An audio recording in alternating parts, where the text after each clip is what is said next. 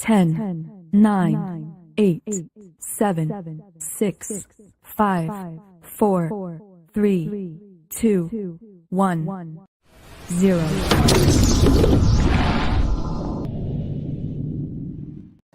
Some viewers may find the following video disturbing. Viewer discretion is advised. Well, hello, people. What's going on, guys? How's everybody doing out there in YouTube land?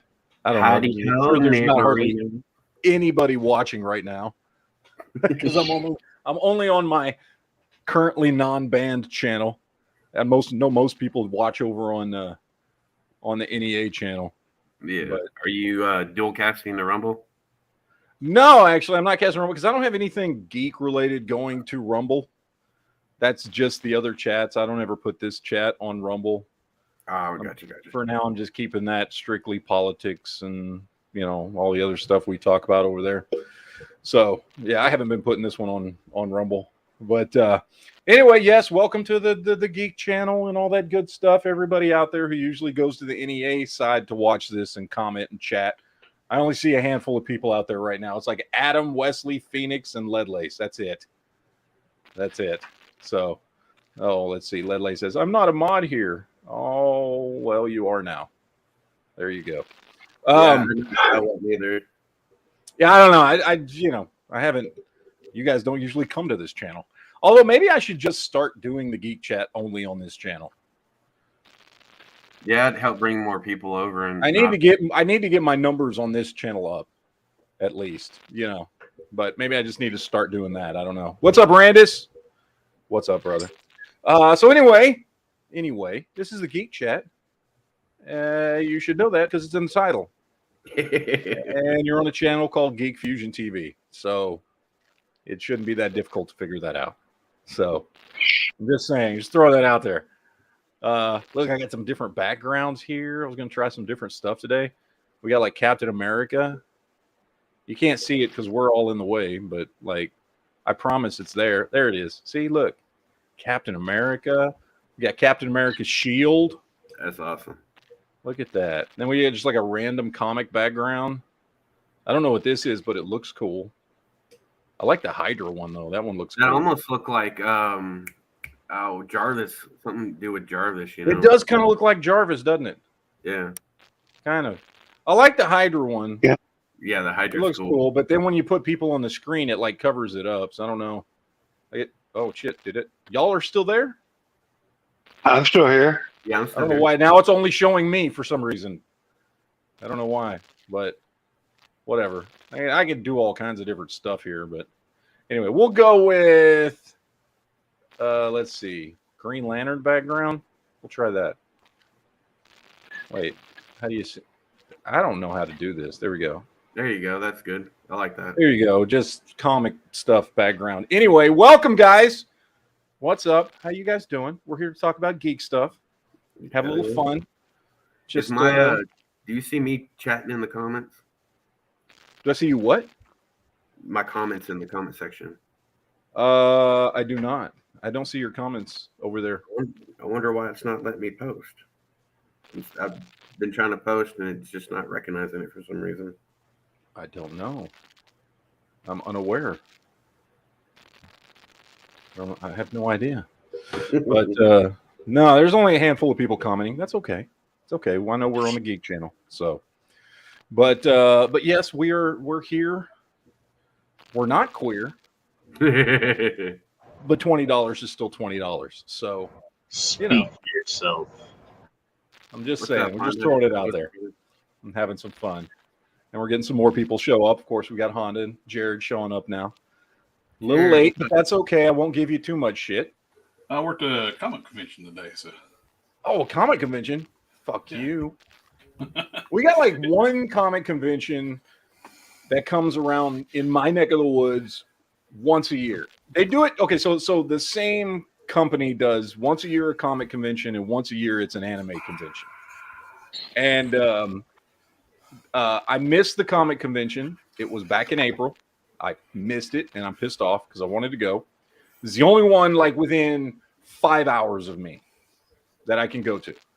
There are no other ones down here, but we have South Texas Comic Con, and I wanted to go because Giancarlo Esposito was going to be there and William Shatner was going to be there, and I missed it because I just couldn't afford to go. And I was pissed off because I was going to go like see if I could get a signature from Giancarlo Esposito so I could have like a signature of him next to my Giancarlo Esposito version of Professor X that I keep on my shelf. Cool. That I did because I would love to see Giancarlo Esposito shave his head and be Professor X in the movie because I think that dude is fucking awesome. I love that dude, man. Like everything I've ever seen him in, you know, he would make such a perfect kind of an asshole Professor X, which Professor X is kind of an asshole. You know? Okay, just to make sure I know who we're talking about. He's the same guy who's in Breaking Bad, right? Yes. Yeah, that's Giancarlo Esposito. Yeah, Okay. In the early days too, Xavier is kind of a perv because he is. Jean Grey, and she was like 16. Yeah, I know. He's kind of like not like he's not really a nice guy. Like he kind of is, and he's kind of doing things for the right reasons, but he's kind of an asshole, and he's got some problems, and he's fucked up some shit in life, and like fucked some people over because it always comes back to bite the X-Men in the ass. Some shit he did, you know, and that dude is just so good at playing like even I've seen him. He was in this show called Jet that I watched, and I don't know if anybody's seen it. I wished it would have gotten renewed. It only got one season, and it was Carla Gugino played. I'm trying to remember, she was like an ex, fucking, not really like a hitman or something, but you know, she used to have a crazy life, but now she's like tried to leave it behind, and all this shit has happened, and she's got a kid now. But then all her past comes back to bite her in the ass. And one of the bad guys who like knows who she is and is trying to get her to come back into the life is Giancarlo Esposito. And he just plays such a really good, kind of slick, likable bad guy. You know what I mean? Like he's just really, really good at it. And I think that's what Professor X needs in whatever incarnation we get. I want to see more of that side of it. We did get a couple little drops here and there throughout the X-Men movies. You know,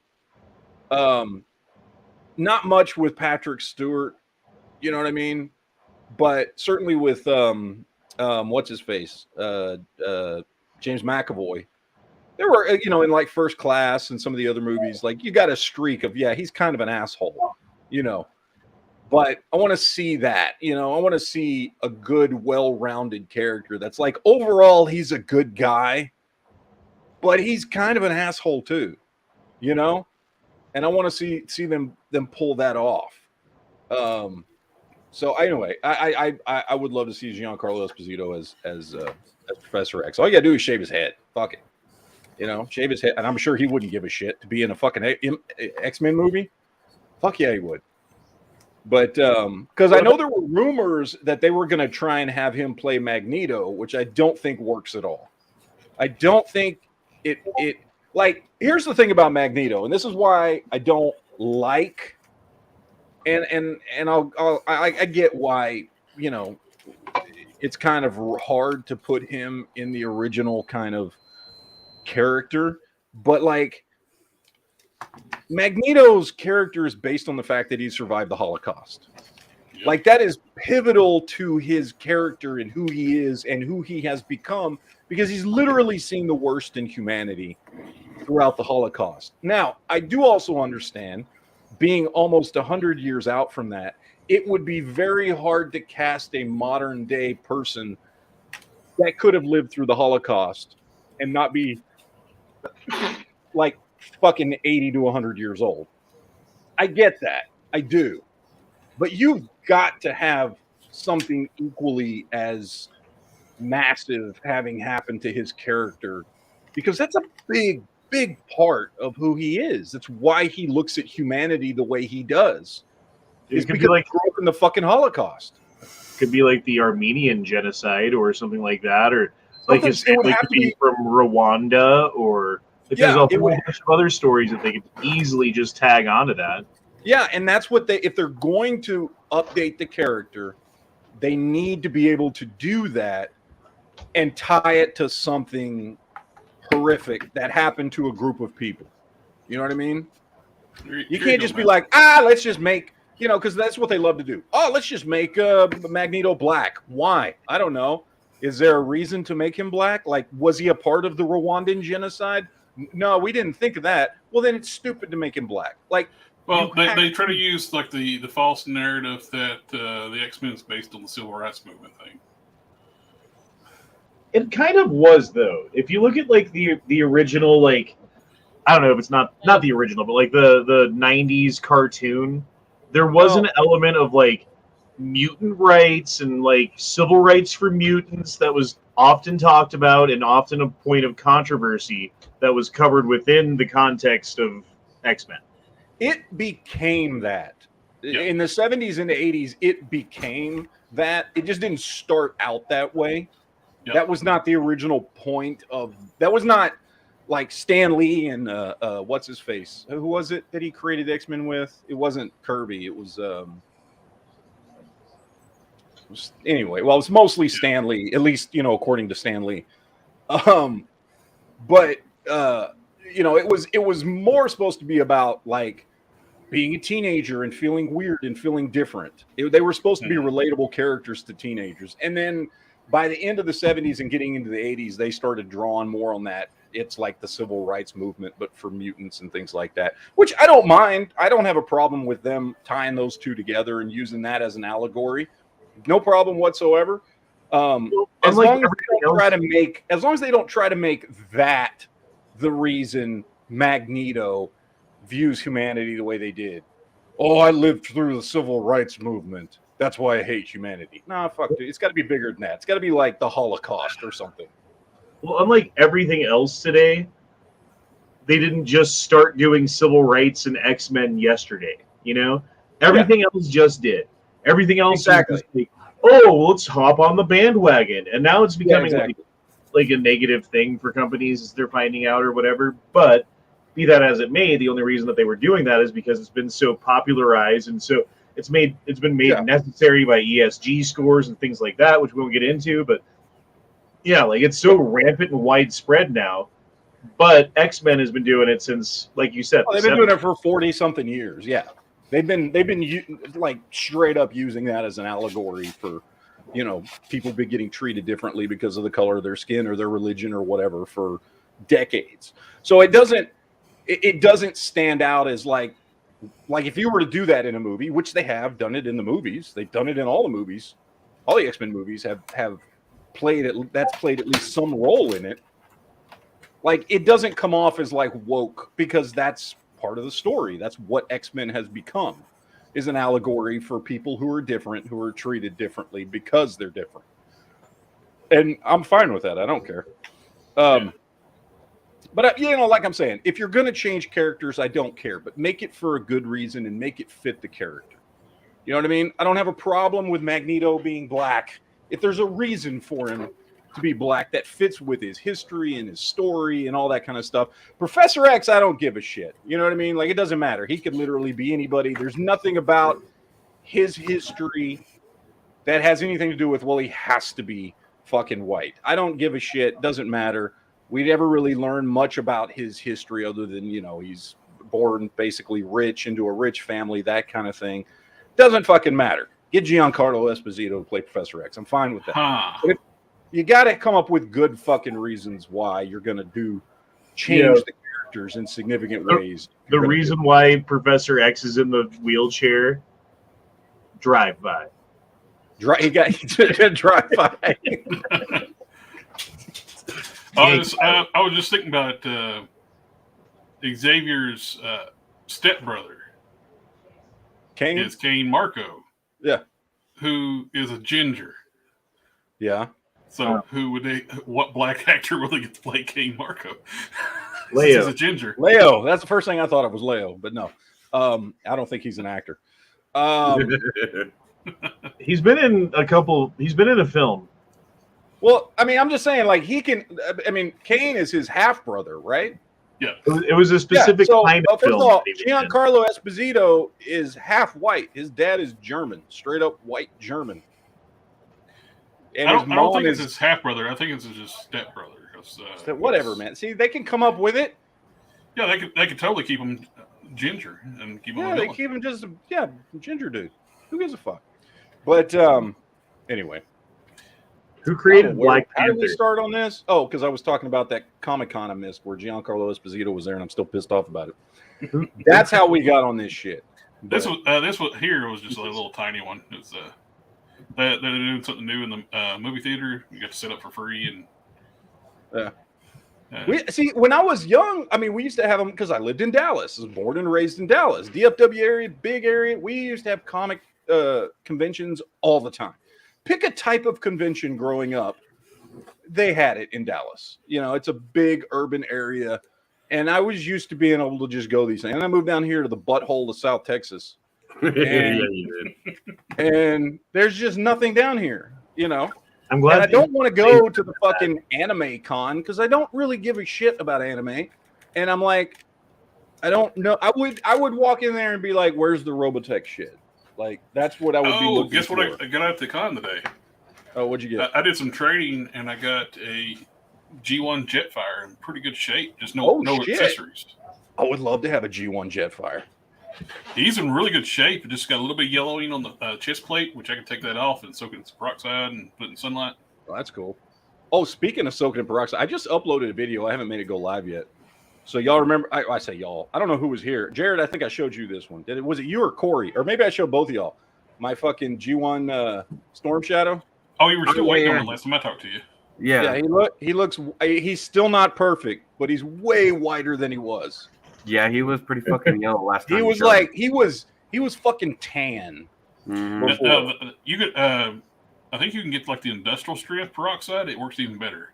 Yeah, I've seen some of that stuff, like the stuff they use to bleach hair and stuff. The gel, it's not really gel, I guess, whatever the fuck it is. But yeah, you can get some of that. I don't know. I'm kind of happy with him the way he is because the way I did it, like everything's still good. It didn't mess with any of the paint or the Cobra logo or any of that shit.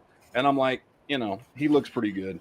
But, couldn't you like paint some dirt on it or make it look like he's been battle damaged or something since he is, not the right color?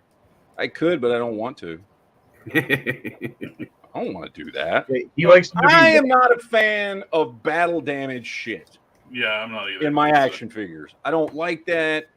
I want them looking like they're fucking supposed to look in the comic book. Well, I know, but since that one doesn't look like he's supposed to, you kind of customize them. Yeah, I'm fine with it.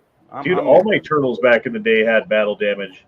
Oh, and this dude that I work with fucking got this new tattoo, and I was looking at it, and I was like, what is that? Oh my god, it's fucking Shredder. He got Shredder like from his elbow to his wrist. It's freaking cute ass badass Shredder. Is it like cartoon Shredder or comic Shredder or movie Shredder? It was like 90s movie Shredder.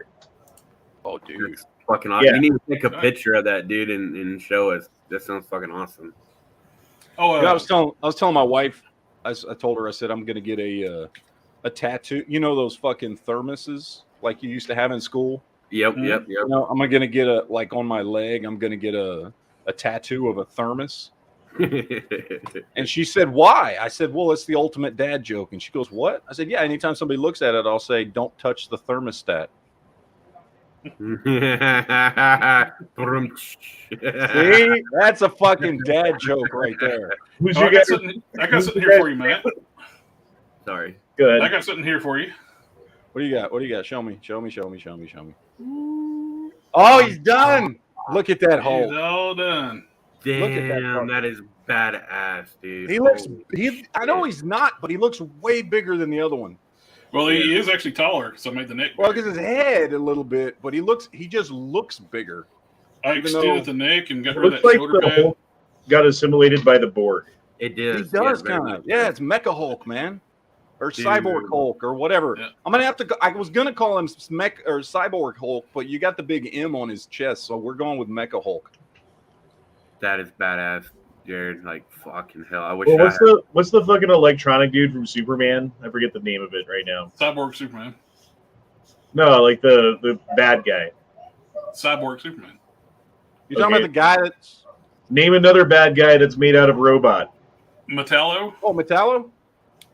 Okay, name another one. Damn it.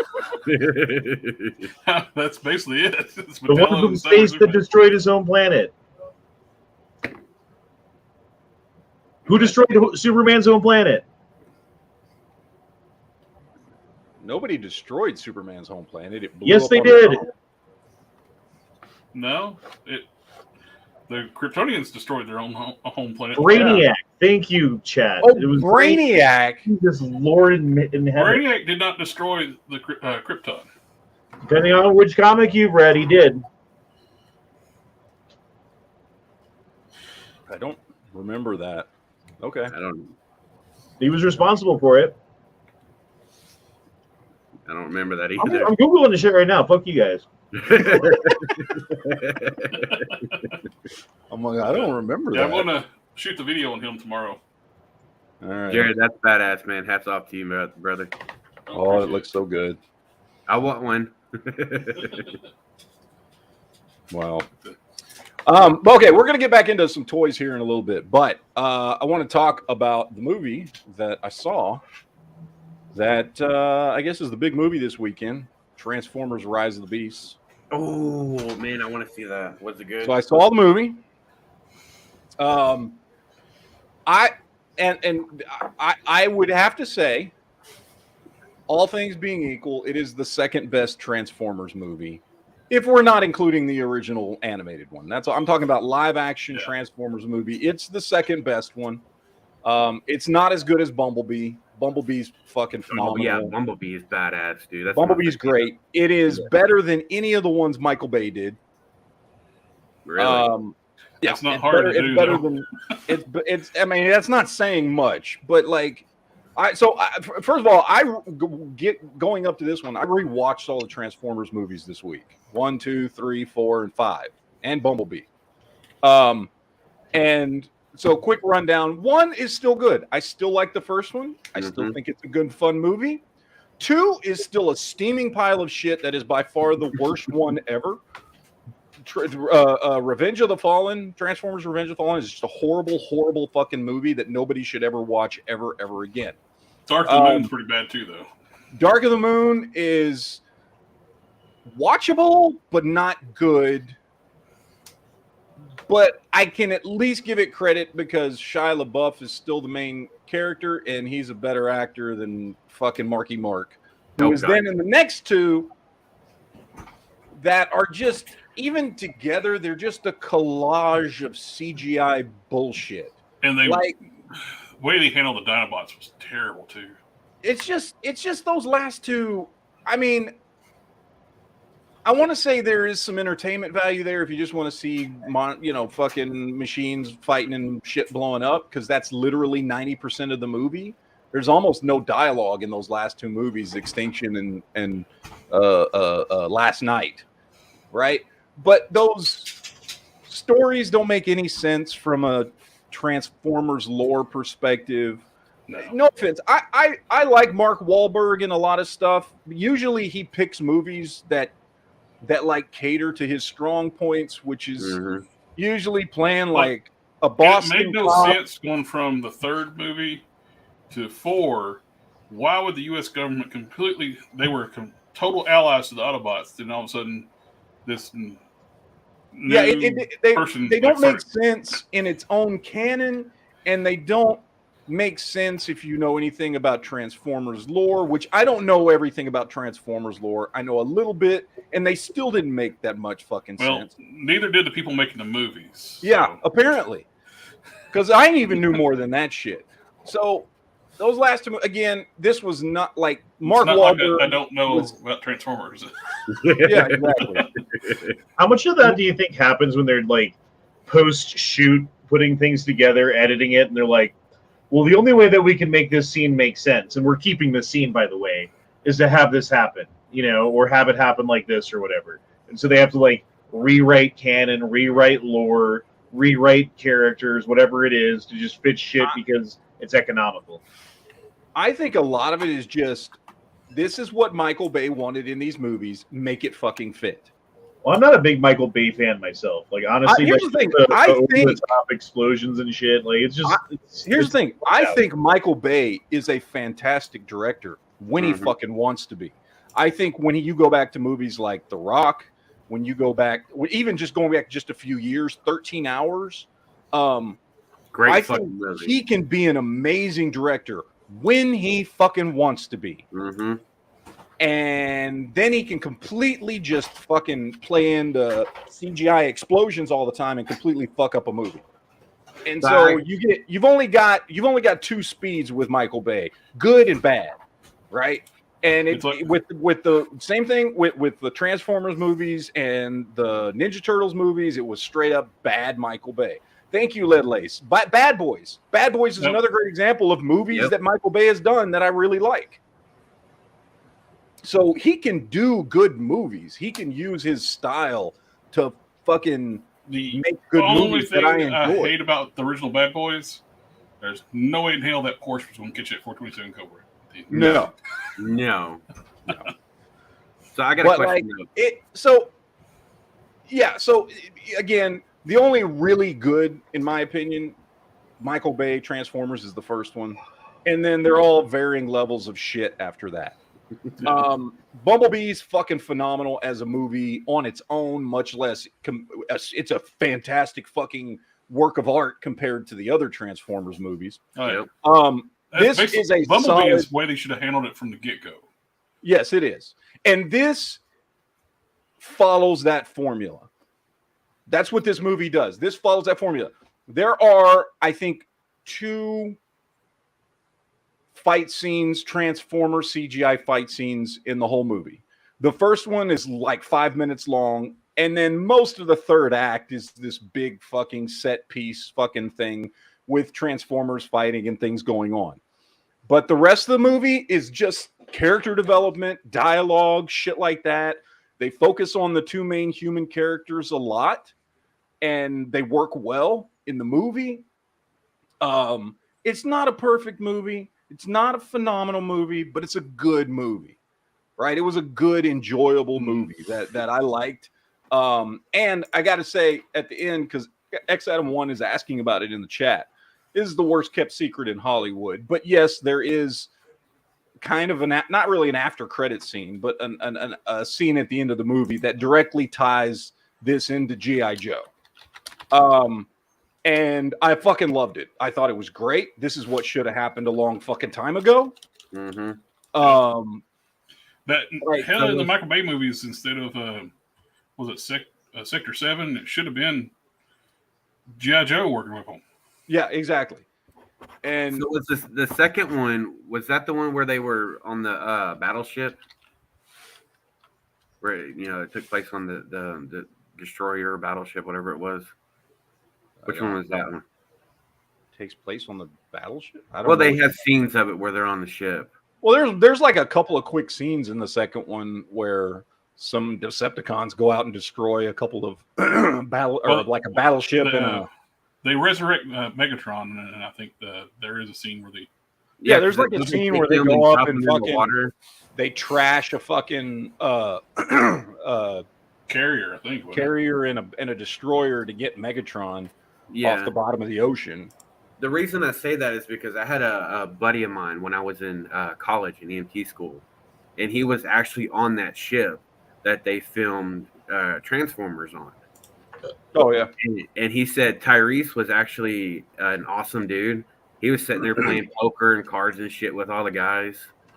But Shia LaBeouf was kind of like standoffish and a little bit of an ass. But the worst one was, what's her name? The main bitch in there. Megan Fox. The main chick from the first 2? Yeah, Megan Fox. She was a total POS. Because the captain of the ship had given her all kinds of like mementos, like flight jackets, helmet, and just all kinds of cool memorabilia shit from the ship. And when it came time for the actors to leave, she left all that stuff behind in her room, basically like saying F you to the people there. But she was just a bitch the entire time to everybody. I'd still let her sit on my face.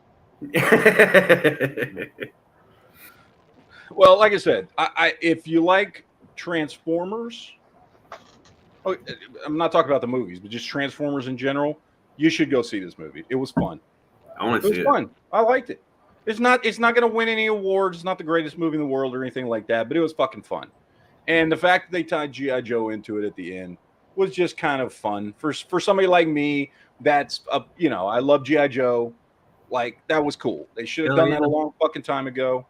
I liked it. So I think it's worth going to check out, worth going to see. It's a fun summer movie that is not just vomiting CGI fight scenes and explosions at you every fucking minute.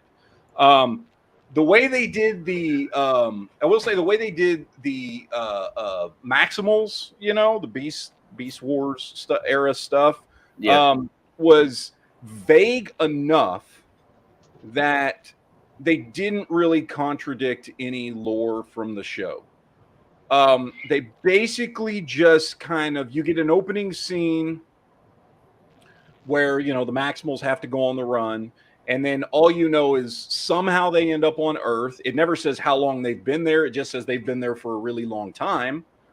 Somehow they end up on Earth because they're hiding this thing from the people who want to basically bring Unicron back.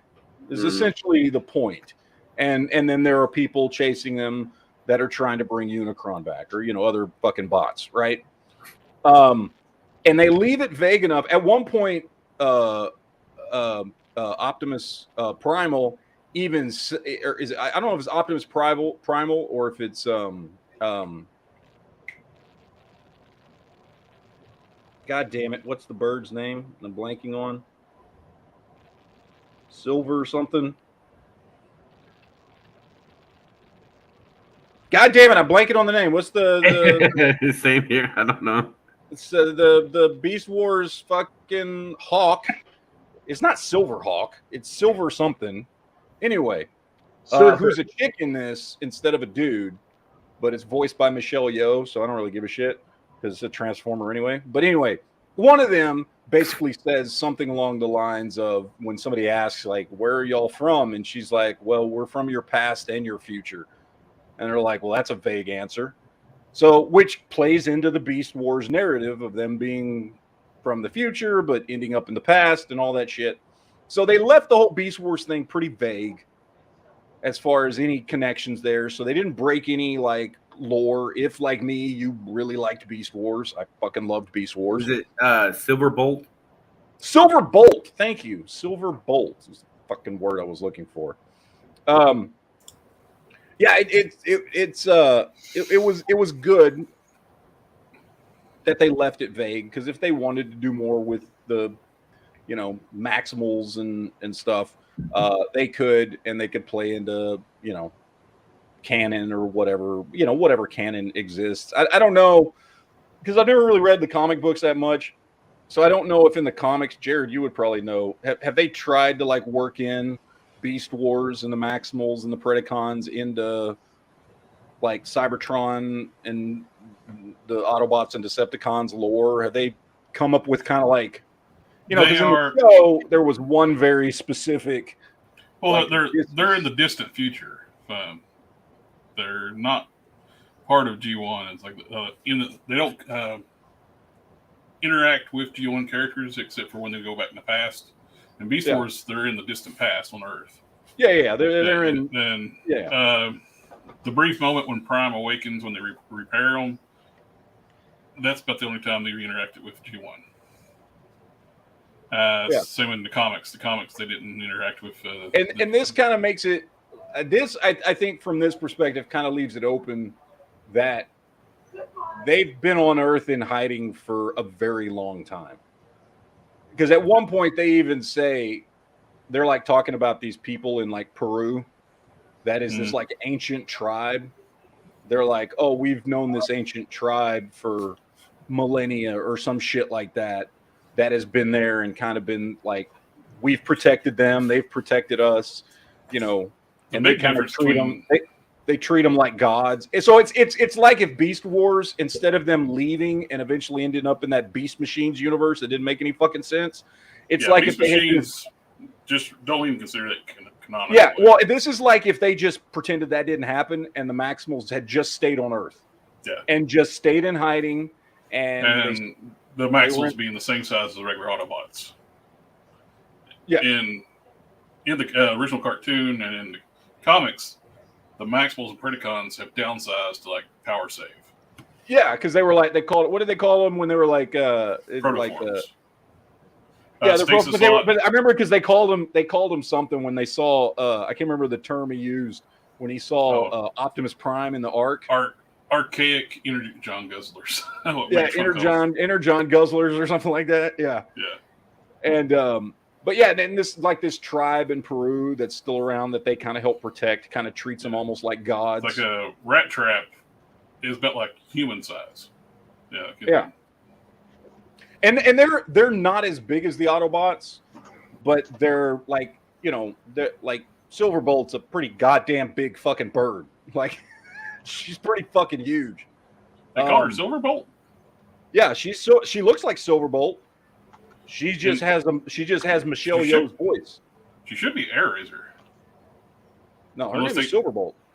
So they called her Silverbolt. I think so. I think that was Silverbolt. Because I remember thinking, oh, dude, I thought Silverbolt was a dude. Hold on, let me look it up. It is. Maybe it was Air Razor. Maybe I'm wrong, and it was Air Razor.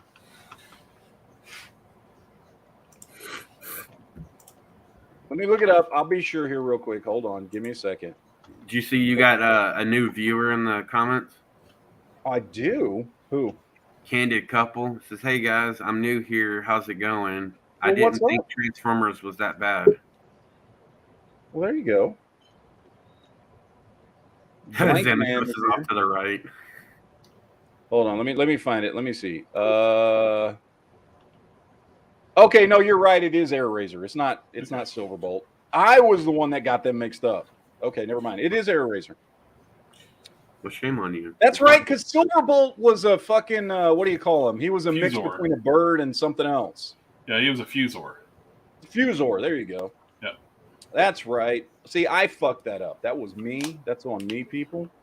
I haven't watched. My bad too. That's like I went to the website and quickly watched the end credit scene. It's like I just wanted to see that real quick. Oh yeah. Well, y'all are fired. I'm fired. sorry. I'm fired from my own show. So there you go.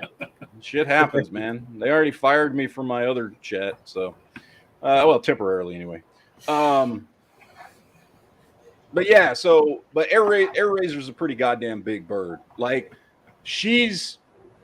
when she's in bird form, she's as tall as a human. Okay, so that's kind of, that gives you about her size. When she's as a bird, she's about as tall as a human's. Like, she's like human-sized fucking bird. Is she hot? Well, she's a bird, so that's really personal preference at that point. Well, I mean, like, if you were gonna, would you? No, but I'd fuck RC. Would have been cool and nod to G1 too, instead of Anthony Romeo's character being Noah Diaz, if he was Raul from like the G1 cartoon. Oh yeah, I was kind of hoping, because I remember when that end scene popped up, I went back and I was like, because the guy's name was Agent Blake. And I fucking looked it up real quick. I couldn't find anything, but I looked it up real quick. I was trying to do a search for the name Blake in G.I. Joe to see if he was supposed to be somebody we know. You know what I mean? Yeah. And he's not. I think it would have been cool to have him be one, like a fucking tunnel rat or something. To the main guy to have, because he should be a Joe, right? Like, I think it'd be cool to have him eventually be one of the Joes and have it set up like that. Because I like that dude. I thought he did a great job in the movie. I thought he was really good in the movie. I've never seen that actor before. I don't know who he is. I mean, maybe I have. I just don't recognize him. If he's been in anything, it probably wasn't a big part. But the guy at the end in the end credit scene, they could have had that be basically replace Bruce Willis, since he can't act anymore if he's older. Yeah, they could just have him be Joe. Yeah, or he could have been Hawk. He could have been a lot of fucking people. You know what I mean? Oh yeah. But they had on his business card. I went back and watched it several times. On his business card, it says Agent Blake, and I couldn't find anybody in GI Joe with the name Blake. So when I did a fucking Google search looking for it, but because I thought that would have been cool if he would have turned out to be somebody from GI. I mean, obviously he's a Joe. I don't know who he is, but I love that. I thought it was great. I thought that was a great way to introduce G.I. Joe into the universe. Makes perfect sense. They're both owned by Hasbro. The fact they didn't do this a long ass time ago makes no sense, quite honestly. This has been done in the comics for years, decades now. Since the 80s, this has been happening in the comics that G.I. Joe and Transformers are in the same universe. So, you know, I don't know why it's taken this long. I'm just glad they're finally doing it. I would love to see a few. You know, one thing I would love to see, I thought it would be cool because I was watching Bumblebee again. I would love to see that character from Bumblebee, who in 1988, I guess, is when Bumblebee takes place, is supposed to be 18 years old. Like if you do a sequel to this newest movie, Rise of the Beasts, where you've got G.I. Joe and the Transformers in the same movie, have her be like fucking Lady J at 30 years old. You know what I mean? I mean, I'd probably get another actress to play the role, but it could be the same character who knows Bumblebee and all that shit. Yeah. You know what I mean? Like you could have her become a G.I. Joe. You know, they could even have John Cena come back. Yeah, they could have John Cena come back because the first movie was 88. This one was 94. So John Cena could easily come back and play 8-10 years older. You know, and have him be in the Joes. Yeah. You know, fuck, he could be Duke. Fucking make him Duke. I don't care. Yeah. Duke is a code name, so. Yeah. There's plenty of talent out there that they can use, completely, and even within contract. Plenty. Yep, there's a lot they could do with it. So anyway, like I said, good movie. If you like Transformers, go see it. If you just like stupid, dumb action movies, go see it. It's fun. The Duke's real name is Conrad Hauser, so it's a code name. So yeah. And by the way, Brainiac did destroy fucking Superman's homeworld in at least one universe scenario timeline comic. Oh, they retcon the destruction of Krypton all the time. They've done it many times. Yeah, I don't know. I'm just saying I saw it somewhere. I didn't just make that shit up. Yeah, all right. I think they did that in one of the animated movies too. Now think about it. They might have. Wait. In the animated universe, Superman Adventures, didn't Brainiac have something to do? Wasn't that kind of where the whole because that's for a minute, doesn't know, in the Superman animated series and all that shit, that's where we get the current version of Brainiac being like this super AI. Because before then he really wasn't, right? Right. He's went back and forth between an AI and a human. Because I know up until what you call it. God damn it, I'm blanking on everything today. The big crossover event in the 80s. Why am I blanking on it? Crisis on Infinite Earths. Crisis. Up until Crisis, he was just an alien, you know. And then after that, they made him. That's the first time they made him that fucking robot. Because remember, after Crisis, he was a fucking a solid. He just looked like a fucking droid from Star Wars. But then the Superman animated series turned him into this super AI that had ties to Krypton a long time ago and all this stuff, which has kind of become the default for how Brainiac has been presented since then. So, and I know he had some ties to Krypton. I don't remember if I can't remember, was he created originally on Krypton, the AI, or I don't remember what it was, or he had some kind of ties to Krypton at some point in the past once they turned him into an AI. I can't remember exactly, but I think at one point in time he had some connection to the Eradicator. He had corrupted the programming or something other. And well, either way, yeah, no, they've Brainiac has come a long way from where he started. Is basically like a because I remember reading the I used to have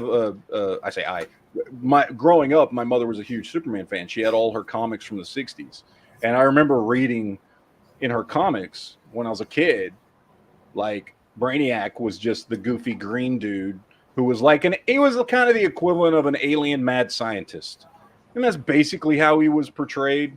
I don't remember all the details of his origin and shit, other than he went around shrinking cities and had them as trophies and shit like that. But he was basically a alien mad scientist. Later on, they was basically Brainiac the same one that was on that Supergirl series. Yes, that was a descendant of Brainiac that she fell in love with. Yes. Well, if you think about it too, like they basically turned Brainiac into V'ger from Star Trek 1. Mm-hmm. He went and collected cities, collected data, then destroyed the planets. Yeah. As one does. As one does. He's techno-organic, and I think now he's still got the green skin now. You guys like video games, right? Yeah. Well, who doesn't? You've been known to play a video game or two. You ever like any of the old video? You ever play any of the old Diablo games, like Diablo or Diablo 2 or Diablo 3? Yeah, I have play with my brother. Yeah, I've played the first one and the fourth one. Well, the fourth one just came out. Oh, then it's the third one. Whatever the one that came out like 5 or 6 years ago, something like that. Was that 3? I guess then. I thought it was even longer ago than that. Maybe it was. I don't know. Whatever the last one, because I knew there was a new one coming out. Whatever the last one was that came out, I've played. I'm thinking about getting the new one, but it's like goddamn expensive. So I don't know if I want to spend the money to get it or not. Yeah. Hey, Matt. Yes. I just wanted to let you know that I'm not the only one. Old man Buttwrinkle says he can't comment either on the Geek Fusion channel. Are we blocked or something? Do you think? I don't know why you would be. Let's see. I'll try. I will try. We will all try. So I know I'm not the only one that's having problems commenting. How would I even check shit? I have no idea.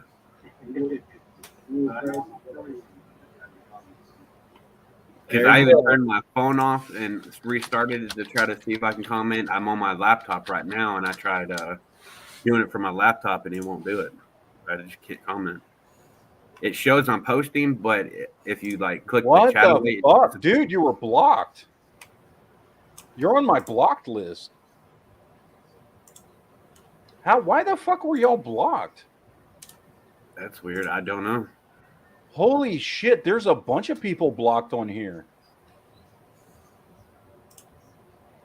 Oh my god. Did someone just like rage block everybody or something? It looks like somebody blocked a whole bunch of people on here. Dude, Honda, you're blocked on here. I wonder if... Did you ever make Mr. F&H a mod on this channel? I don't know. Because he's known for blocking a whole bunch of people. He fucking pressed some buttons with some people, including me, and then like rage blocked a whole bunch of people and lost. Like he used to have mod status on everything for you, Matt. Yeah, he is. That's what it is. Yep, I knew it. Blocked everybody. How is it that I fucking knew that instantly that it was him? What a dude. Oh, you can actually see who blocked somebody? No, I can just see that he was a mod. Oh. I wonder why he blocked me. He blocked everybody from commenting. That's probably why there's not a lot of people commenting then. He blocked like 100 people. Jesus Christ, man. No, Led, you're not blocked. I can see your comment, brother. I just unblocked everybody. I commented and see it on YouTube, but I don't see it pop up on. Yeah, that's probably because you're blocked. Try it again. Yeah, he blocked everybody. Let me see. He blocked everybody in here right now. He blocked everybody. Jesus Christ. What a fucking dick. Everybody, when you see Mr. FNH in Yankees chats, because he still goes over there sometimes, Hey, I can comment now. make sure that you tell him that he is a giant piece of shit.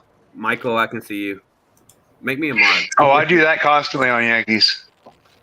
I'm just, I'm putting it out there so everyone knows. You're welcome. Since I'm a mod on Yankees chat, FNH can't do anything to me. So, oh yeah, I call him on that crap all the time. He blocked everybody. Yeah. Yeah, because he's a little bitch. Basically, everybody that's ever come to this channel and left a comment, he blocked them all. Wow. That's some bullshit. And he's still a mod on Yankees, and I see him block people and time them out all the fucking time. There, I'm finally showing up. Yeah, I can see you. I see you, old man butt wrinkles. Wow, what a fucking dick. He's like, No I'm a welder no that's wonder this $30 an hour. So I know more things than you do because I'm a welder who makes $30 an hour. Like No you're, wonder Geek like you're Fusion's proud been of dead. that. No wonder Geek Fusion channel's been dead. Right? Yeah, he blocked everybody. I was wondering why I wasn't getting comments and shit on these live chats, because it used to be people would leave comments. Well, one positive thing for YouTube screwing over your other channel, you found out this crap. I was wondering why I wasn't able to comment. Yeah, he just blocked a whole bunch of people. That's some bullshit. I'm 100% sure it was him too. I wouldn't doubt it. He's notorious for blocking people for stupid ass reasons, you know. Right, but he got fucking voted off the island. You know what I mean? Yeah. Well, what happened is this was the one place that he still had power that was overlooked, and so he used that power to like. It's like if you get fired from a job and you like steal the printer, or you steal like all the printer ink. Like that was him stealing the printer ink. Yep. Yeah. I just unblocked everybody. Is he still a mod on your channel right now? No, he wasn't. I took him off. Okay, That's the thing. I blocked him. I didn't block him.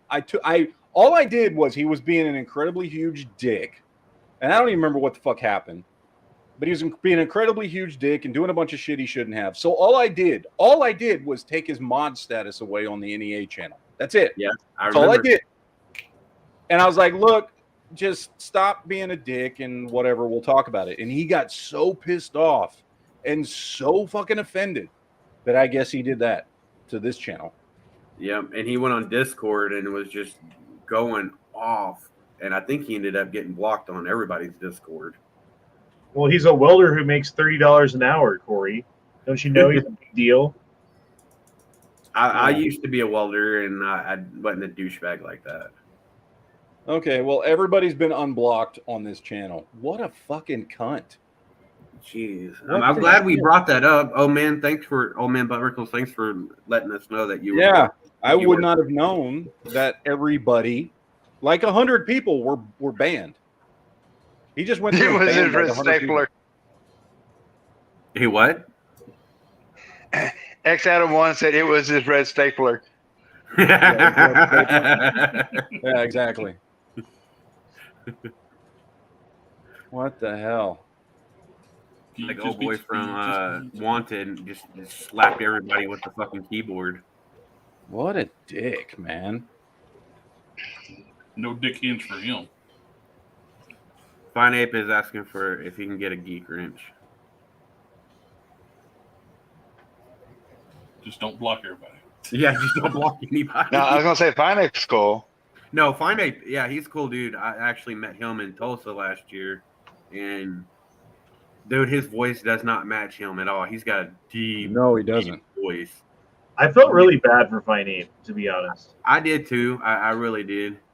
But that was just because, when you give money to somebody to buy a product, you expect the product, A, in a timely manner, and B, within a certain, quality standard. And when neither one of those is met, and you have to go way out, you have to, cross state lines to hold someone to their fucking obligations. And I reminded Ray many times about, oh, did you send that knife off to Fine Ape yet? Or did you work on that yet? What's going on with that knife? Many times. Patrick Pew asked, Matt, did you get the Optimus Prime popcorn holder from if you went to AMC? I did not. I've been seeing it pop off all over like Facebook and Instagram. Everybody's getting it.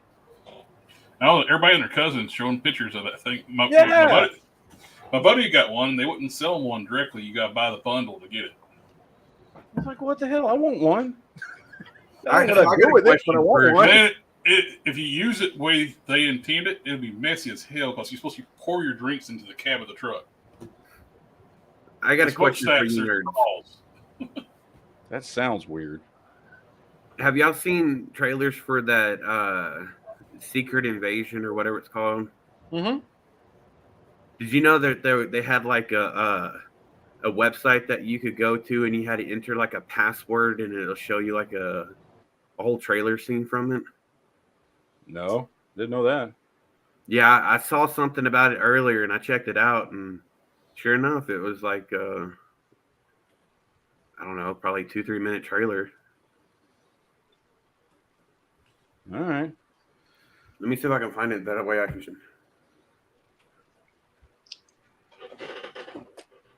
The teaser trailer or whatever that I've seen for it looked pretty good. Yeah, it comes out in like a week and a half. I think it's next Wednesday, not this coming Wednesday, but the next Wednesday. Yeah, the first episode drops. So if you Google the invasion has begun, it'll pop up, and when you go into it, it'll have in green enter password. The invasion has begun. Enter password. Fury. No, it was something weird. Let me see. Hang on. It was a bunch of letters.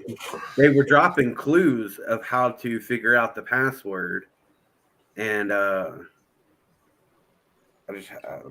here's a link that's got the password. Yeah, I'll put it in the chat. It's capital RSD. Yeah, I found it. Okay. I just had to You can just Google the password for it. It tells you. Yeah, because a bunch of people, when they found out that, they just started blasting it everywhere, and it just popped up a trailer for the show. Access granted. Accessing the file. Encrypted file. Oh, I'm not gonna play. Marvel had set it up and was just being all kind of secretive about it. Made it like a little game. What is this? Is this like some? What? You kind of faded out. I didn't hear you. Oh no, it's because I'm playing something else. That's why. Oh. I was playing the trailer, trying to see like what's in it. That I'll watch it after the chat. So it's not just a regular trailer. It's actually like something new and different and shit. I guess I don't know because that was the first time I seen previews for that show. You know, one of the most disappointing things about Infinity War, when Doctor Strange and Tony Stark first met, one of them didn't say "no shit, Sherlock." That's true. That would have been great. They're both Sherlock. Have you ever called someone Einstein unironically? I don't think so. No. Anytime you say like "way to go, Einstein," yeah, you're clearly insulting them. Someone Einstein who like did something smart is what I'm saying. Yeah. No, I never have. I always use it as an insult. Right, exactly. So I don't know. Jesus. Let's see. Where are we at? I don't know. Now that we've figured out all this Mr. F&H crap that happened, I don't know what I was going to talk about next. I have no idea, people.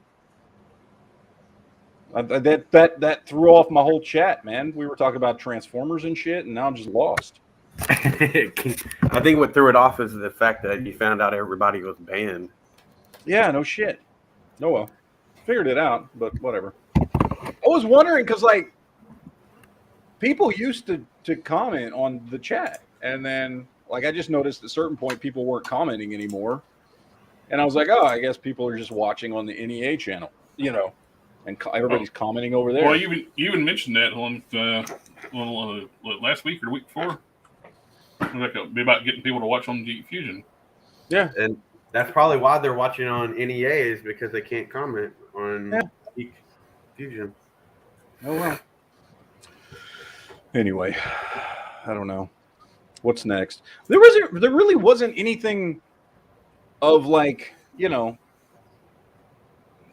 geek goodness this week other than Transformers. Like, there's no shows right now. I haven't even been watching the new Fear the Walking Dead. I haven't even watched. I'm gonna wait till it's all out and binge watch it. Yeah, so I don't know what the hell's going on there. I keep seeing people dropping stuff, on social media about how it's starting to tie into the other show or something, and I don't know. I'm not watching it, so I have no idea what's going on there. There's not any other shows. No other movies came out. We talked about Spider-Man last week. What's next week's, of course, Flash, which I'm very excited for Flash. Saved every one of us. Yep. So we'll get to see that next week. We've got tickets to go see it Saturday morning, I guess. I don't remember what time my tickets are for, but so I'll see that next week. I'm trying to think. There wasn't anything that came out this week. It's like that dead part of the year where there's no new shows coming out. All we've got is like one movie a week to talk about. If it's even a good one, you know what I mean? Although they're packing this summer, man. I mean, it feels like there's been a new movie worth seeing every week since Guardians of the Galaxy 3. Like every week they're dropping something. So, I don't know. They're kind of like killing their own box office. Like from the next movie kills the second week for the next previous movie. Yeah. Especially for like Disney, man, who owns half the shit that's coming out right now. It's like, I wonder why they're still doing it out. And they're kind of hurting for money too, because at the first, I heard I watched one of the lawyers that specializes like in the legal stuff around Disney, and they don't have a lot of cash capital to work with, and they're at the beginning of the year. Comcast is forcing them to buy them out of Hulu, part of the contract. And that's billions, like I think 23 billion. And, better get their shit together. Disney don't even have $1 billion right now working capital. There's that rumor that's been going around for like a year now that that there's been quote unquote leaks that for about the last year or so, Apple's been seriously looking into buying Disney. I wouldn't doubt it, because from listening to that Legal Mindset, that's what I was listening to, he used to be an attorney for Universal Studios. So he's from Florida, but he lives in Korea now. He was talking about the timelines and all the stuff like that. And I remember like all the reports, like Disney really stuck it to DeSantis when they put that last minute thing in where they'll keep control until the final era of the British Empire dies. It's like, that was oh, they really showed Florida who's boss. Yeah, that was completely voided in the next because it was completely illegal. Do you watch him? Do you watch Rikita? I do. All right, good man. Good man. I watched Rikita before he was even 100,000 subscribers. Back when he was 20,000. I mean, I didn't find Rikita till the Rittenhouse trial. That's when I found Rikita. Yeah, that's when I found Rikita as well. Because I think I followed him, that was who I watched the entire trial through. I found him way early. Lead Lace in the chat says, Fear the Walking Dead is a mid-season finale next week. From is season finale 2 weeks from Sunday. Okay, good. Well, whenever they hit the week that they hit the season finale on From, I'll start binge watching the whole show.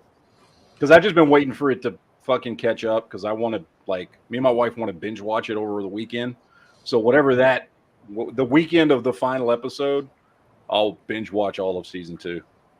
So we should go to Anime Matsuri. I don't even know what that is.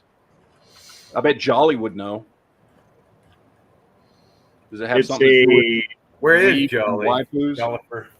well, it's like a Comic-Con that's got more anime stuff involved with it, but people like fucking Rikita are there, and they do events and stuff, and it's cool. That's cool. It's a Texas con, isn't it? Yeah, and it's in I think it's in Dallas. Really? Yeah. Damn, I wish my son was here. I'd take him to that. He'd love it. He's a big anime geek. Is he a giant weeb? Hey, what? Is he a weeb? You know what they call him? I don't know. I thought that's what they called him. Again, me knowing very little about modern anime. My son is he's almost 16 and he's like 6 foot tall. Well, no, but like people who like anime, like I joke, I call Jolly a weeb. Oh, he probably isn't. I don't know nothing about it. A weeb who loves his waifu. Right. A weeb is basically like a sim cut thing, but for anime. Yeah, so Jolly's a weeb. Jolly's a weeb with his waifu. Does he like get the pillow with the girl printed on it? He says he doesn't, but I think he's lying. So, Wesley in the chat says, is it possible to easily convert an action figure into an artist proof? Is it possible to actually order an artist proof from the manufacturer? Most manufacturers do not offer artist proofs. There are a few that do. I mean, McFarlane sells them for some of their figures. They're basically just grayscale. Yeah, there are some companies that you can get, like, you know, APs from, but not a lot. Most of them don't want that stuff out there. Like, there's some companies that sell like blank bodies for say, you know, that you can customize and do stuff to. But like, if you want like a specific character, that's that. Other than McFarlane, I can't think of anybody who does that. Now, used to be you could actually find them like on eBay. You'd look for like test shots. Yeah. Is it funny to anybody else that Jolly went to college for all of his stuff and uses his college degree more on your chats than he does at his job? Yes. I don't think he finds it funny. I mean, dude went to film school and got a film degree. So that he could fucking run a he works in a warehouse. So he can run a forklift. The problem is when you're looking for like test shots too, they're fakes. There's a lot of fakes too. Yeah. They can like run castings or just sometimes too, like in the factories, they run the factory when it's closed, and like the factory will like sell stuff as bootlegs after they make it for the manufacturer. Yeah, I would say, Wesley, if you want like actual APs of stuff, look and see if there's any of the McFarlane ones that you like. Yeah, that's best bet. There's some cool APs for the Warhammer stuff that would make for some badass figures. Customize those if you like big arm figures. So it's super quick to paint them up. Yeah. What's an AP? Yeah, artist proof. I'd be curious. I'm kind of tempted to get one of the artist proofs and paint up like an faction that Henry Cavill plays as on his the 40K. Oh yeah, they haven't done any of those. His is the ones he uses. I looked them up and they're gold armor. I saw a meme the other day, and it was like a headline, and it says Amazon Warhammer series spends 3 times its budget, and then underneath it is a picture of Henry Cavill saying, "Well, I had to make sure everybody had everything they needed so that they could be leveled up to at least a protector, so we could at least defend." Like, it was him getting all fucking nerdy about why he spent all the fucking Warhammer money on fucking Warhammer games for all the actors and people in the studio. It was great. I enjoyed it. Duke would enjoy it if he was here, but he's not here. But whatever. Custodes, what he plays as. They're like a gold armored 40k. They look really cool. I'm surprised McFarlane hasn't done any of the gold ones. I don't know enough about Warhammer. I mean, because I've never played the game. I've never played Warhammer. I've read up on a lot of this stuff just because I find the universe fascinating, and what they created basically out of like, we want to make a Dune game, but we don't have the rights to Dune. So what kind of game can we make that is kind of started out close to Dune, but then is expanded into this whole crazy fucking thing that's now no longer anything like Dune? Really? That's how it started? Yeah, it started off, the guys that started Warhammer, they wanted to make a Dune game. Is there a Warhammer movie now? Well, they're making a series right now for Amazon. Oh, I think it's already out, right? I've already seen it. No, it's not out. What's the one that's out now that's from a video game? That's a series. I don't know. Okay. A lot. I don't know enough about video games. I know there was one that's recent. That's a big one. But it's not that one. But Last of Us? Yeah. I hope it's good, but I know, like, I don't know, man. So like, for instance, The Witcher, right? I have no attachment to The Witcher. I've never played the game. I've never read any of the books, any of that stuff. I have no attachment to The Witcher whatsoever. So I've watched the Netflix series. I watched it, like a lot of people did, binge watched it the weekend it came out, first season and second season. It's okay. It's all right. Like, the first season is definitely better than the second season. The second season bored the shit out of me. Yeah. But the second season is completely strayed away from the source material. That's why. And then what's funny is the one I liked the best was that stupid spinoff that I talked to Angry, because Angry knows everything about fucking Witcher. And he's like, it's nothing like the game or the books or any of this shit. And I'm like, well, I don't know anything about that. All I know is it was fun. Like, and second season of Witcher was not fun. It bored the shit out of me. And first season of Witcher was okay, but that stupid spinoff that apparently is not in canon at all, which I don't know if anybody's seen it. They did. There was just it just came out like last Christmas. It's like 6 episodes of how. It's 6 episodes, and it deals with, I guess, the origins of how humans and elves and all these different fucking people like came to live in the same world, and it tells the story of like the very first Witcher. And apparently it's not in canon at all. It's completely different. It's just some fucking Netflix made up story. And I was like, well, it's the most entertaining one they've done. Like, I have no connection to the canon whatsoever. I just know it bored me a hell of a lot less and was actually entertaining than the Witcher series was.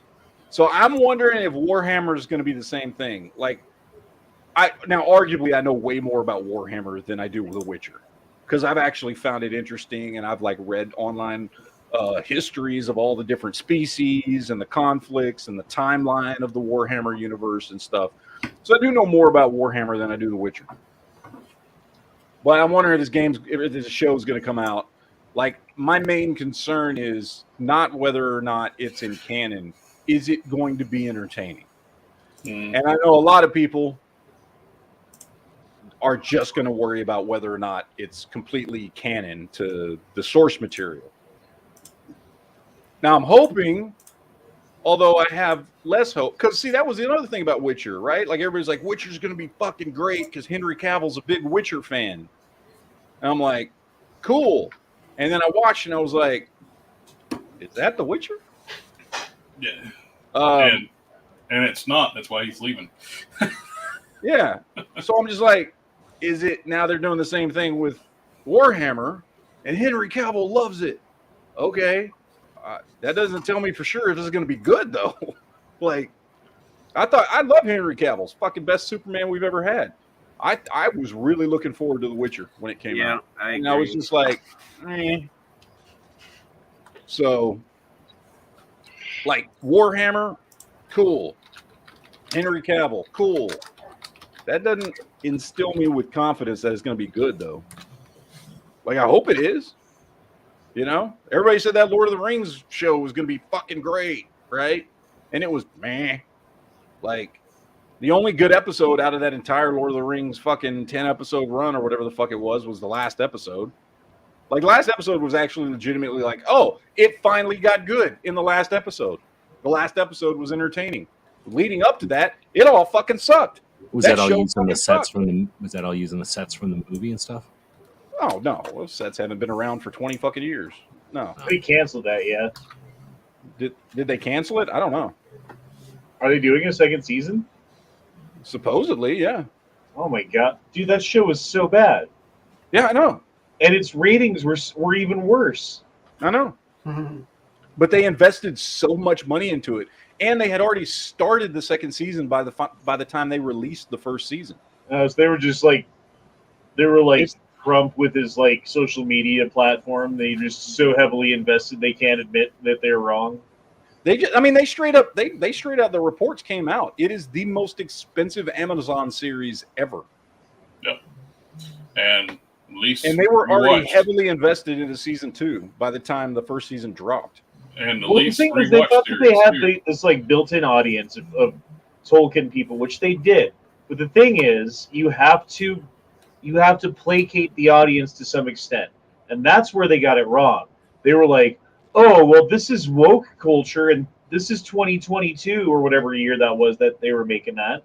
So we can shove this shit down everyone's throat from every angle that we want, and we can shit all over the story, and we can change the characters, and we can do whatever we want because, well, really, we can't follow the story because we don't have the license to do it. So I know, we'll just make it woke as fuck, and we'll have our own fucking woke parade party, and all the Tolkien people will buy it up because they love it. I mean, I can't even sit here and tell, like, I have no, other than the movies, and I've talked about this before. I've never been into the Tolkien lore and all that shit. I've not read all the different books that he's put out and all that kind of stuff. I've watched the movies, the 7 movies that have come out. I watched the original Hobbit when I was a kid. Still love that thing. I've watched all the Lord of the Rings movies. I've watched all the Hobbit movies. I like those movies. Okay, so you're not, when you're making a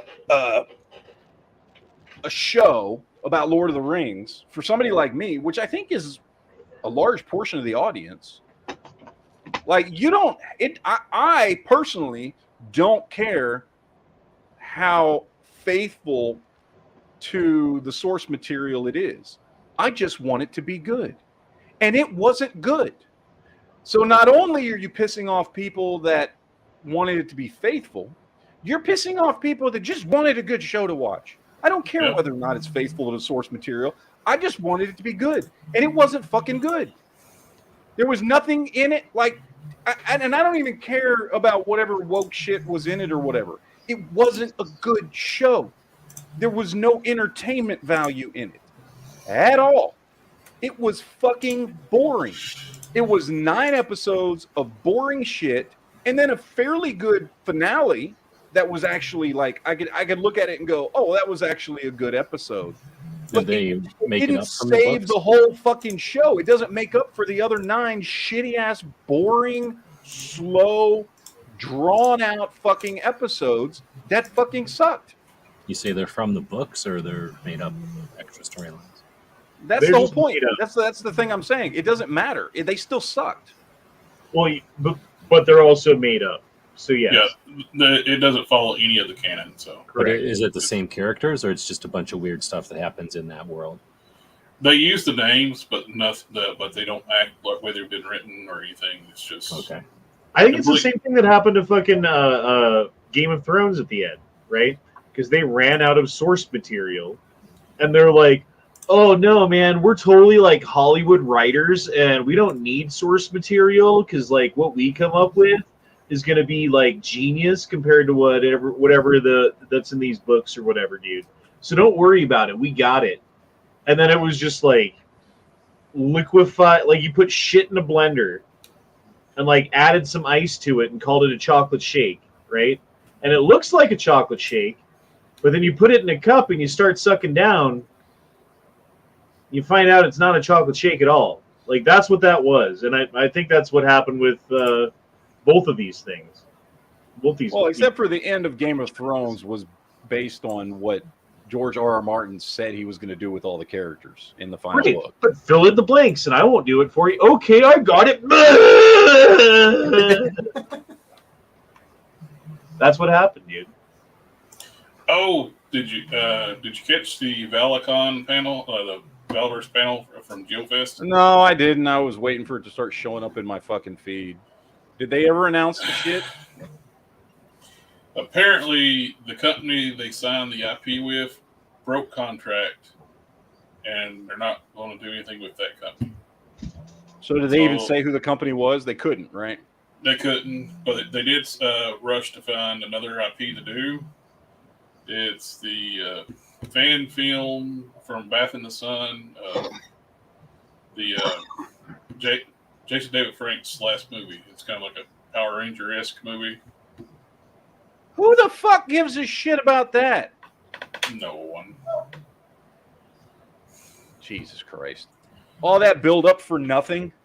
Yeah, it almost feels like I don't want to fucking buy anything from him right now. But he did reveal the price of his truck he's building, the armored truck. It's going to be between $175 and $190, and it comes with an action figure and lots of gear. But I don't like the look of the truck. I don't care if it's based on a real vehicle. It's ugly. Yeah. They should have, as soon as they knew that contract was broken, they should have fucking told everybody, because that's got to piss people off that they waited till JoeCon to say something when they knew everybody was looking forward to that at JoeCon. Yep. That's just going to piss people off.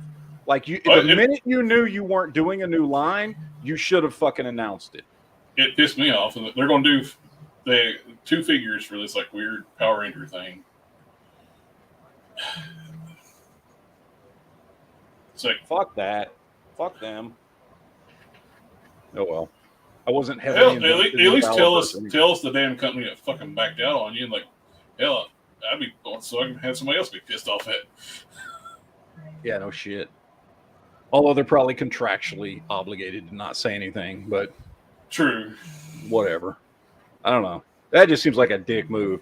They know everybody. Let's get everybody excited. Everybody's going to be watching our shit. Everybody's going to be live streaming our shit. Everybody's going to come to this show. They're going to go to our fucking booth. They're going to do all these things. They're waiting to hear what's going on. We know full well we got nothing to fucking tell them. We've known for who knows how long, and we're just going to stay fucking quiet and wait for it so that we can get our shit out there about our new fucking trucks or whatever the fuck it is, or some Power Rangers bullshit nobody cares about. Yep. Instead of just being honest, that's fucking bullshit. That was a shitty thing to do. 100%. People have been waiting 2 months now? More than that. Hell, when was his Valicon? February? Was it that long ago? Shit. Let's see. Let me Google that. Either way, it's a shitty fucking thing to do. They know people have been waiting for this shit. That would have pissed me off. Had I gone there, like, wanting to know this shit, and I had fucking, like, that was one of the reasons I go to JoeCon, and then that shit happens, I would have been pissed. What's fucking JoeCon? Pissed. Yep, February. February is when the Valifair, what they called it. That is ridiculous. What is JoeCon? It's a G.I. Joe convention. Oh, okay. Yeah, it's they do it once a year in Atlanta, Georgia. Yeah, I'd have been. I feel like if I was at that, I would expect them to drop a tank out of a big plane and then shoot the cannon or the whatever out of the tank a bunch of times to steer it. If that's one of the reasons I went down there to find it, be one of the first people to find out what the damn IP is, and he's like, "Oh, they broke our contract, so we're not going to film anymore." Like, fuck off. Jesus. He should be going around and hitting up fucking some image creators who own the rights to their shit. Who gives a shit about some kind of Power Ranger thing? Yeah, no shit. And it's not even real power. It's like a generic thing for like Bath in the Sun did with Jason Frank. He can't go to Jim Lee because all Jim Lee's shit is now owned by DC. Yep. So he can't go to Jim. He should go to Rob Liefeld because he's the one that probably owns the most shit. He's got a ton of IPs. Yeah, he owns a ton of fucking IP. He's probably got the most outside of McFarlane and Jim Lee because McFarlane, him, and Jim Lee are the three that own the most IP out of Image. Hell, the origins of Spawn is connected to one of Liefeld's characters, Chapel. Mm-hmm. These are people that created them, or is there somebody that goes around buying the IP so that they can own all of them? No, these are the people that created the IPs. Okay. Rob Liefeld, Jim Lee, and Todd So McFarlane. is there anybody that's just rich and goes around buying stuff so they can say they own all these superheroes? Maybe. I don't fucking know. Well, that's why Marvel doesn't have the rights to Spider-Man movies. They tried that back in the 90s, and they went nearly bankrupt. That's why they ended up selling movie properties to Fox and Universal and Sony. For years, we would have chats about the various versions or how that saga went on and why the movies suck and when we're looking forward to another good one and all that. That's for the longest time they didn't want to touch the X-Men because they were tied up with Fox. X-Men and Fantastic Four were tied up with Fox. Then Disney acquired Fox. They got those IPs back. Old Man Bullrickles has a great question in the chat. So how many shit shakes has Honda been fooled with? He sounds traumatized. You sound very familiar with it. It sounded like he was. He did sound like he had personal experience with shit shakes. I'm just saying. What it's like to get down in there and see it being made.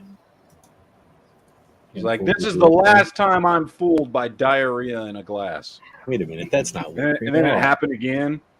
Oh, my mistake is the first week of March was Valifair. So that's over 3 months. Yeah. We've been waiting for 3 months. And think, they canceled, they breached contract, so yeah, we're not doing I'd be fucking pissed. I'd be pissed the fuck off.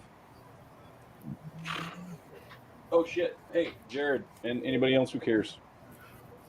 Look what I got. Oh, nice. Oh, hell yeah. It only took a year. I ordered this a year ago. About fucking time. A year ago. Had it not been for the fact that this has been constantly posted in the last week all over social media, I would have forgot I even fucking ordered this thing. Is it 1 or 3? That's 3. Did you get off Amazon? No, I ordered this from Hasbro a year ago. It is a Hasbro exclusive. You can only order it from Hasbro. What are the 3? 3 different. It's the 3 movies? Spider-Men from the Spider-Man No Way Home movie. That's badass. Toby, Tom, and Garfield. Okay. I haven't even opened it yet. I just got it today. We got back. We went out and did some stuff. Took my daughter to get a haircut. Got some food, some other things. Came back, and it was here. And I was like, "Holy shit!" Well, I'm looking forward to seeing the Toby head on that one. Yeah, you should open it live right now. I haven't even done a video on it yet. I can do a video on it, and I can just pretend in the video like I haven't opened it yet. Right. It's the I'm gonna know box, like nobody ever knows. Just lie in my video. Oh, I'm just now opening this for the first time. Well, it's like who's gonna know? It's a windowless box. Yeah, no shit. All right, let's open it up. See what we've got here. Are they making any for the new movie? That is the new movie. Well, I mean the Spider-Verse comic cartoon movie. Oh yeah, they made those figures too. You guys talked about Spider-Verse, the new one already? Yeah, Matt's actually got some of the figures already. Yeah, I've got some Spider-Verse figures. You talking about Spider-Verse? The new one, the second Into one. the Spider-Verse? Yeah, I watched that last week. We talked about it last week. Oh, okay, I missed it. It's good. You liked it? I thought it was great. Yeah, I think the first one's a little better, but I thought it was really good. But they did good of. I thought they did good of keeping it weird like the first one and all the different elements of the first one without just wearing out the first one. They did enough new stuff without being too horrible. I thought it was good. I really enjoyed it. Yeah, I love the fact how they brought all 3 of the Spider-Men in. Aren't they still going to do a Andrew Garfield version of Spider-Man coming out soon? Yeah, it's in this pack. This is a nice upgrade. I'm not going to lie. He's actually got his painted web lines. Yeah, he's actually got web lines on him. Oh hell yeah, that's awesome. What is web lines? He actually looks good. Look, I got the other one up here somewhere. You just mean like detail of the costume? Yeah, that retail release figures, they don't paint the webs no more. Just because it would take too long to paint all of them? Well, he's a little different. So they don't want to paint. There's a difference between he's got a black spider on the old one, and it's all gold on the new one. But he's actually got the web lines painted on him. Instead of like this one doesn't, it's got the web lines there, but they're just molded in. They're not painted. This one's actually. You figure that's a human sitting there with a paintbrush, not a robot. No, they look like they have stamps, and they look like dangling titties. Yeah, I've seen that. Or I've seen stuff like that, I think. I like that. That's awesome. But I don't know. I've seen them also have to paint stuff before, so. Oh yeah, some of them are hand painted, but most of this stuff's like either digital printing or stamp. Oh, I didn't think about digital printing. That's got to add a whole nother layer to stuff. The mold on the legs is different. This is a different mold for the legs and the arms. Well, that's good. The arms and legs are actually mold. It's not just this figure redone. It's a different figure. I mean, the torso I think is the same.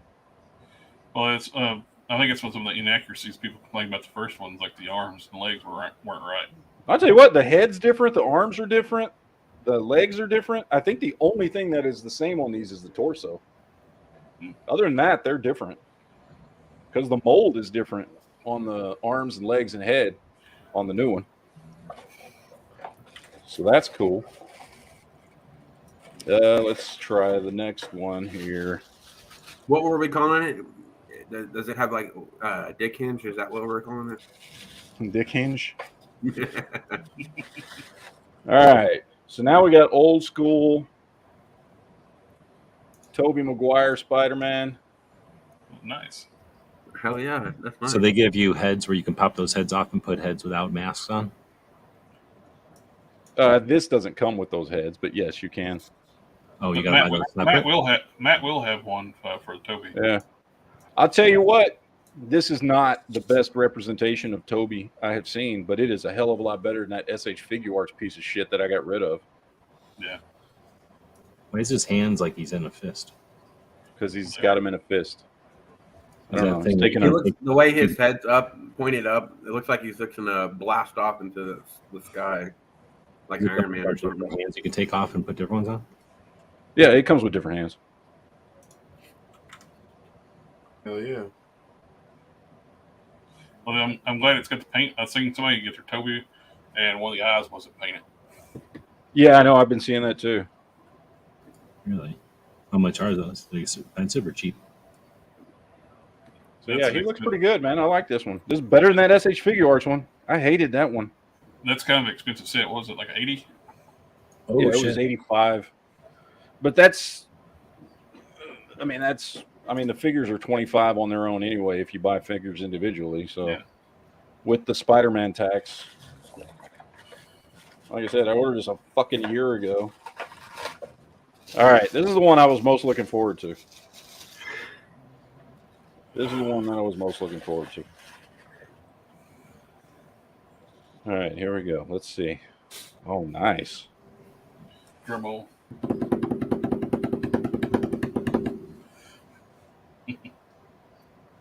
The suspense is killing us. Let's wait 3 months and tell us you didn't get it. Andrew Garfield.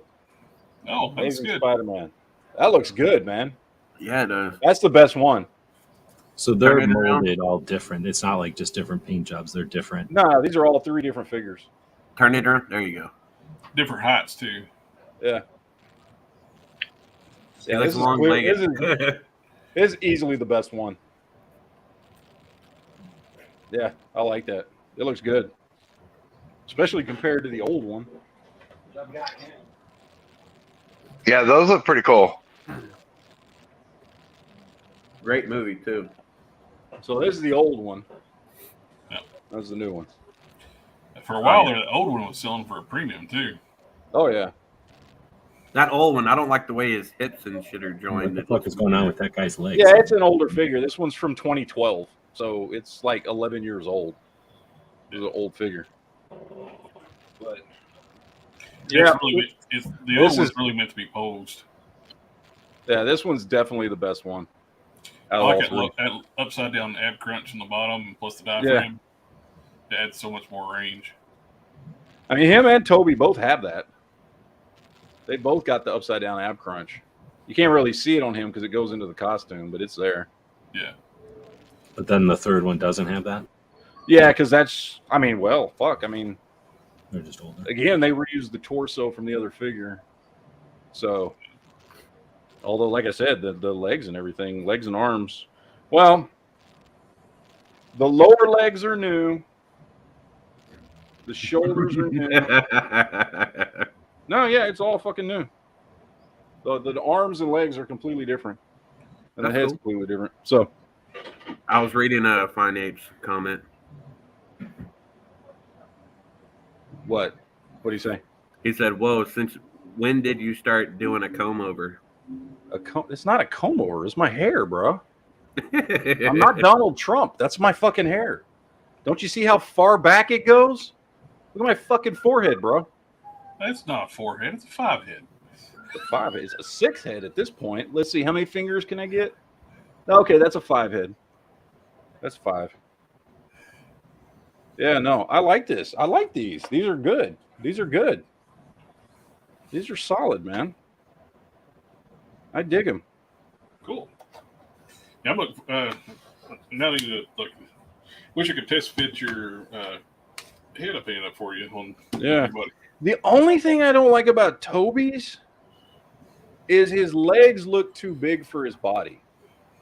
And they don't look muscular big. They just look kind of fat. Yeah, he kind of looks like a cosplayer. Yeah. Way to body shame your Like doll. he should either have muscular or skinnier legs. Not just like flat fucking, I don't know. It just looks a little bit off. That's all. But other than that, they're good. No, I like them. They look good. I dig it. I dig it. And as I'm dropping shit all over the floor. Just them 3 dudes and some hands, or do you get other stuff in there? Yeah, you get some hands in the little bags and the webs and things. So, yeah. Not bad, man. The webs are like plastic or rigid, or are they like ropes? They're made out of actual webs. What they do is they milk spiders in China. And you have to be very careful because spiders have very, very small nipples. And they milk them to get the web out. And then they spray it with like this almost hairspray like product to stiffen it up so that it fits in the box, so that it can be used, because otherwise it's too delicate. So that way you get like, real authentic webs. See, look. I'd be afraid there'd be a bunch of flies stuck in it. Yeah, look. See, this is like a real authentic spider web that's been coated in like this hardened gel. But it probably takes about 50 spiders to milk this much out. So spider jizz. It's great. It's great. Anyway, cool, man. Oh yeah, I got that in. I have to make a video on that now that I fucking opened it. Because of peer pressure, you fucking assholes. Jesus. Where are we at? I don't fucking know. Oh, there's no porn music. That's what's missing. There's no porn music. I am missing the porn music. Did you get the porn music I sent you? I did, and I put it in StreamYard. Okay, cool. I trimmed it enough where it can loop. I just play mine on my computer because I've got a mixer that loops my audio back into my microphone. Oh, I dropped like a spoiler, like little video thing for you. If you don't know if you got it or not, add it to your folder. Oh shit! Okay, I'll have to check. I almost never use that fucking Google folder fucking thing, so I don't know. I haven't checked it. I think normally it's in like an email that you've been added to the folder or something. Oh, okay. I'll check. I haven't fucking checked. It's like, let's see. I appreciate you saying that to me too. Yeah, I love this porn music. It's great. Yeah, it's my favorite background music. Ghost Shadow says you should have ordered 2, 1 to open and 1 to keep unopened. Well, if they had the windows still, I can see that.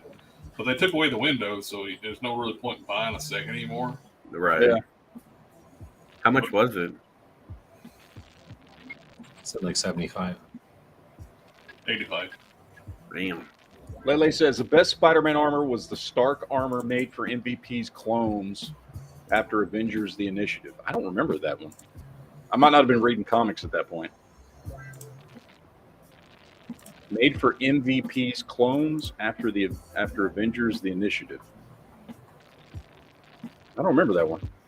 My favorite Spider armor is still the original Spider armor, which is just that black costume with all the silver armor on it.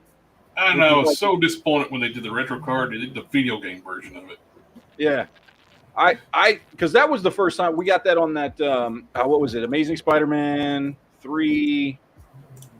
I used to have this comic book. It was the hologram cover was when that armor appeared. I had that comic. I was reading, I was collecting comics back in the day when that happened. And that's my favorite Spider armor is the original fucking Spider armor that he had back in the day. So, What's the difference with the video game one? The what? It just looks slightly different and it's not as shiny. Let's see. Is there any way to know how many Spider-Man figures there are? How many people have made them and what they all are? Sure. I mean, like there's websites that have catalogs or something? Yeah. Marvel Legends Checklist is a good place. It's got a lot of them. What is this spoiler alert shit you sent me? It's just a video where we were talking about adding like a little video at one time on chat before last. Oh yeah. Spoiler alert. Oh, there we go. Started to play it. Cool. It's the plays like the Star Trek red alert sound and. Yeah, I'm gonna download that. That's cool. Let's see. My name says, well, how old would Toby be in No Way Home? I mean, whose thighs haven't chunked up after 35? Mine? Most people don't gain weight in their thighs unless they're women.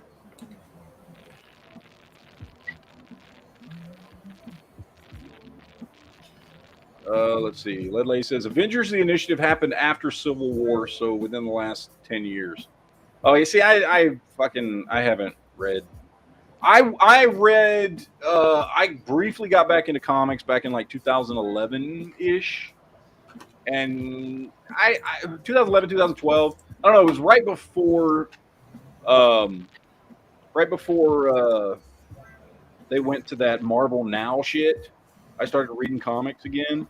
And then they went to Marvel Now, and I went, okay, well, when they said they were switching to Marvel Now, and I was like, okay, well, then I guess it's good I jumped on it this time. They're restarting a bunch of the comics and stuff, and, there was Superior Spider-Man, which I actually thought was really good, and Uncanny Avengers, and there was some good stuff coming out, and so I started kind of picking up comics again. And I think that stuck for about 2 years. And then they had gotten into the whole Secret Wars, fucking Doom World shit in Marvel, and DC was still full going onto their whole Rebirth storyline, which I tried with the Rebirth shit. I really did. The whole different, it's 2 levels of Superman. You got the young Superman in Action Comics and the older Superman in Superman. And the only good one that I thought out of all that Rebirth shit was Batman. What's his name? Is it Jeff Schneider? Whatever his name is. Snyder, the guy that wrote the Batman Court of Owls storyline that was going on at that time during the Rebirth thing. I thought was actually pretty good. And I'm not a huge Batman fan, but I thought that was actually a really good story. But most of DC's crap during Rebirth was just dog shit. And like I said, the Marvel stuff just went to shit as soon as that all the incursions started happening, and they went to Secret Wars and Doom World. It got way fucking crazy. So I kind of dropped off of comics at that point. Again. So I haven't really kept up with shit since then. Since like 2013, I haven't kept up with shit. I did love the Superior Spider-Man though. I thought that was a great book.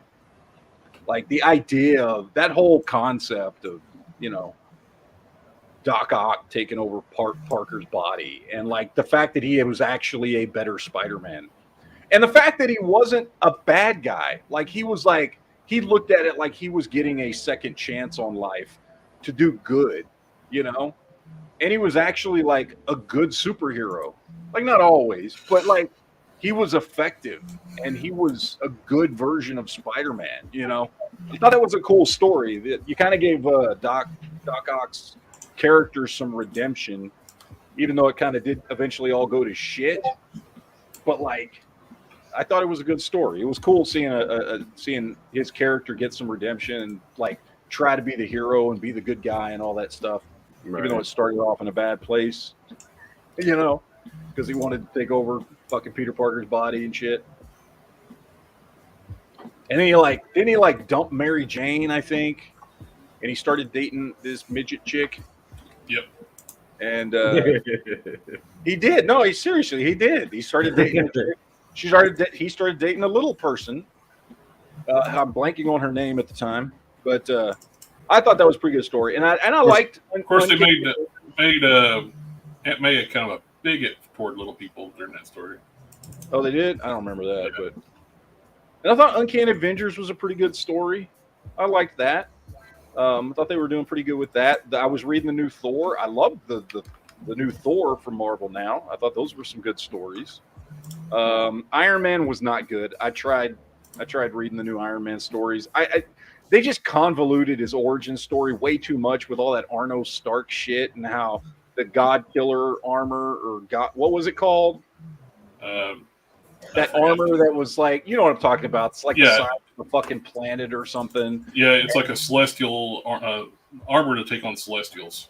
Yeah, and it was like, oh, Tony Stark's not really a Stark. He was adopted and all this shit. They like it started out good, and then the story just kind of went fucking crazy and went everywhere. And they just, I don't know, they've tried messing with too much of his origin, and so that kind of threw me off. But there was, I will say, I did think that there was some good stories to be had in Marvel now for those 2 years before they decided to Secret Wars everything and revamp the whole fucking universe. I thought there was some good stuff in there. So I'm the complete opposite. I hated Marvel now, and I liked Rebirth. Oh yeah, I tried with the Rebirth shit. The Rebirth actually brought a lot of classic old readers back to DC though, because they were basically Rebirth was trying to undo the mess of New 52. All right, I got a question. Where does Silver Surfer? No. Never mind. No. I think I'm thinking of New 52. Yeah, the New 52 was shit. Yeah, where Action Comics was like about the young Superman who didn't have his costume yet, and then Superman was like 10 years later. Like they were both comics running on the same parallel timeline, and it redid the origin. Like in Justice League, it redid the fucking origin of them meeting all over again, all this shit. That's what I read. That was shit. Yep. And so I'm sorry. I said Rebirth. I meant New 52. Yeah. Yeah. So that's what I said. That's what I meant was shit. Was the New 52 where like they brought in Stormwatch. Hardcore DC fan ran me away. They pushed me out. Yeah, where they brought in, and then wasn't there a whole storyline where they brought in what's her face from Image? Oh fuck, what's her name?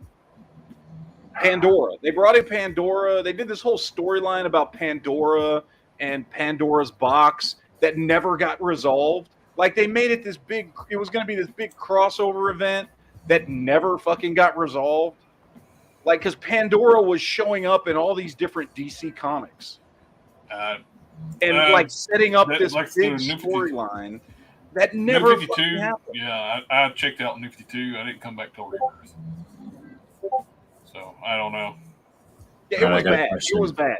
But yeah, that was out at the same time as Marvel Now. So those were the because I always read Marvel and DC.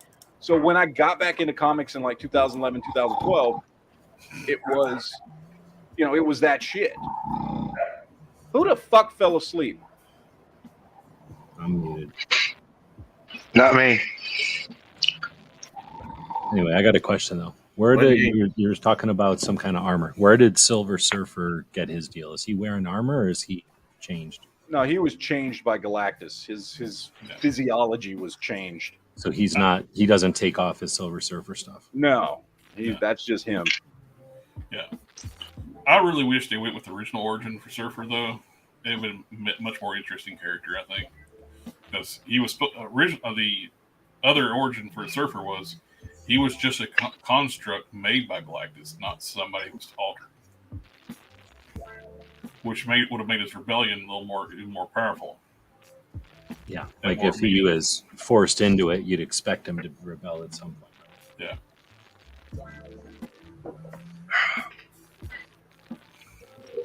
I heard an interesting thing when I was talking to a friend about the Watchmen, and he kind of brought it into perspective of where the Watchmen came from in the whole scheme of things that I don't think I'd ever heard y'all talk about. Maybe y'all watch the Watchmen enough or whatever, or read the Watchmen enough. He was talking about that Watchmen graphic novel. Who watches the Watchmen?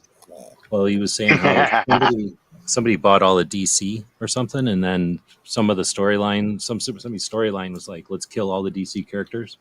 So then he was like, oh, you know what? Let's not do that, but let's keep the story.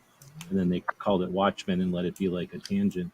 And then that was to get around the comic like code or something, and then that created graphic novels. And I was like, oh, that's pretty interesting.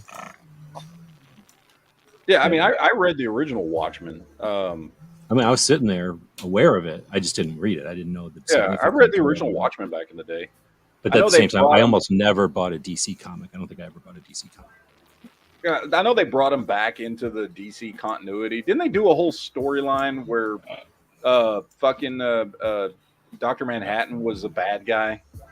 I don't know. Clockwork? No, I can't remember the name of it now. Yeah, because I remember reading a comic, and at the end, and this was right towards the end of me, where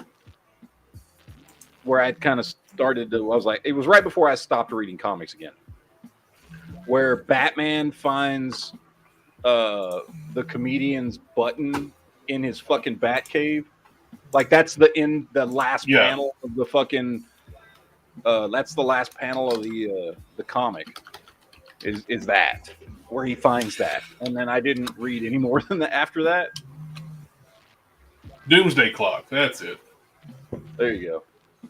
Yeah, Doomsday Clock. That's the one that I keep getting told I need to check that out, but not like read it, but like it was penciled. Comics penciled one of my favorite artists too, Gary Frank. Yeah, Comics Historian did apparently a whole series on that's like 4.5 hours long, where he goes through that whole storyline. I keep meaning to watch it, and I never have. Like I've been meaning to watch it for like 2 years. Oh yeah, Fine Ape. There he is. Yeah, Fine Ape is the one in the chat who keeps telling me to watch that, and I keep not doing it because it's like 4.5 hours long, man. It's like a 4.5 hour long video. Aw. But I guess, hey, it's probably cheaper and shorter than reading it. You just watch the video on it.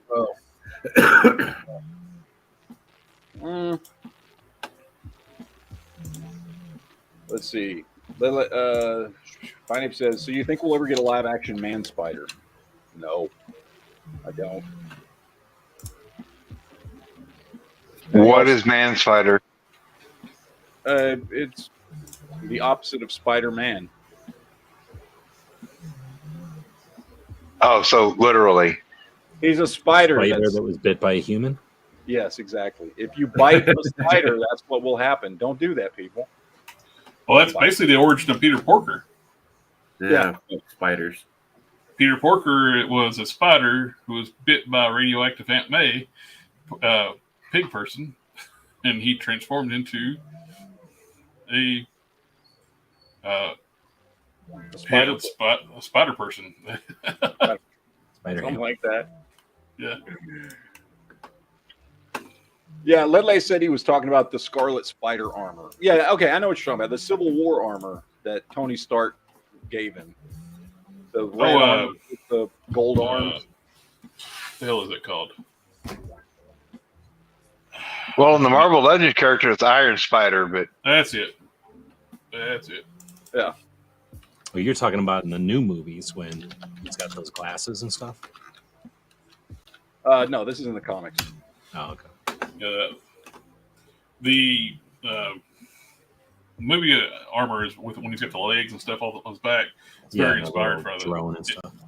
That's very inspired by the Iron Spider.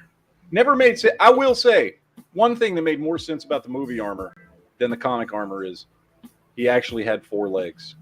Yep. Coming off his back, which did not make any sense in the comics.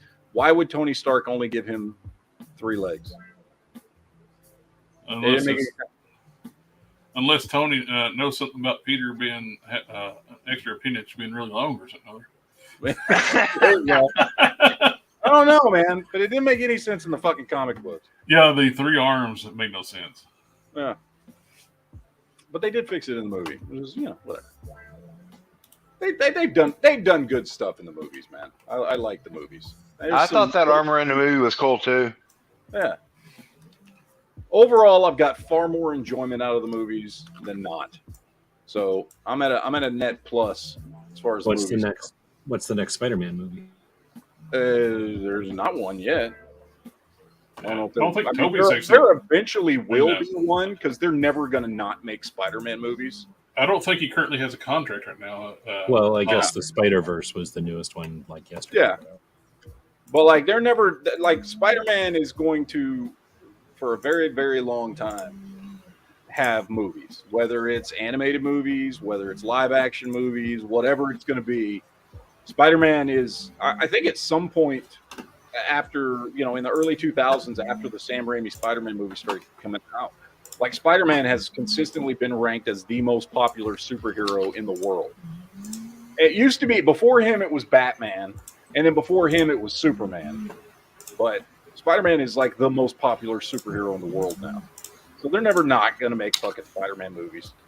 I'm waiting for the Andrew Garfield series to start, or his version. Man, he so needs to get a third movie. Yeah. He needs to get a fucking third movie that can start up right after he gets back from the MCU reality. Mm-hmm. You know? Yeah.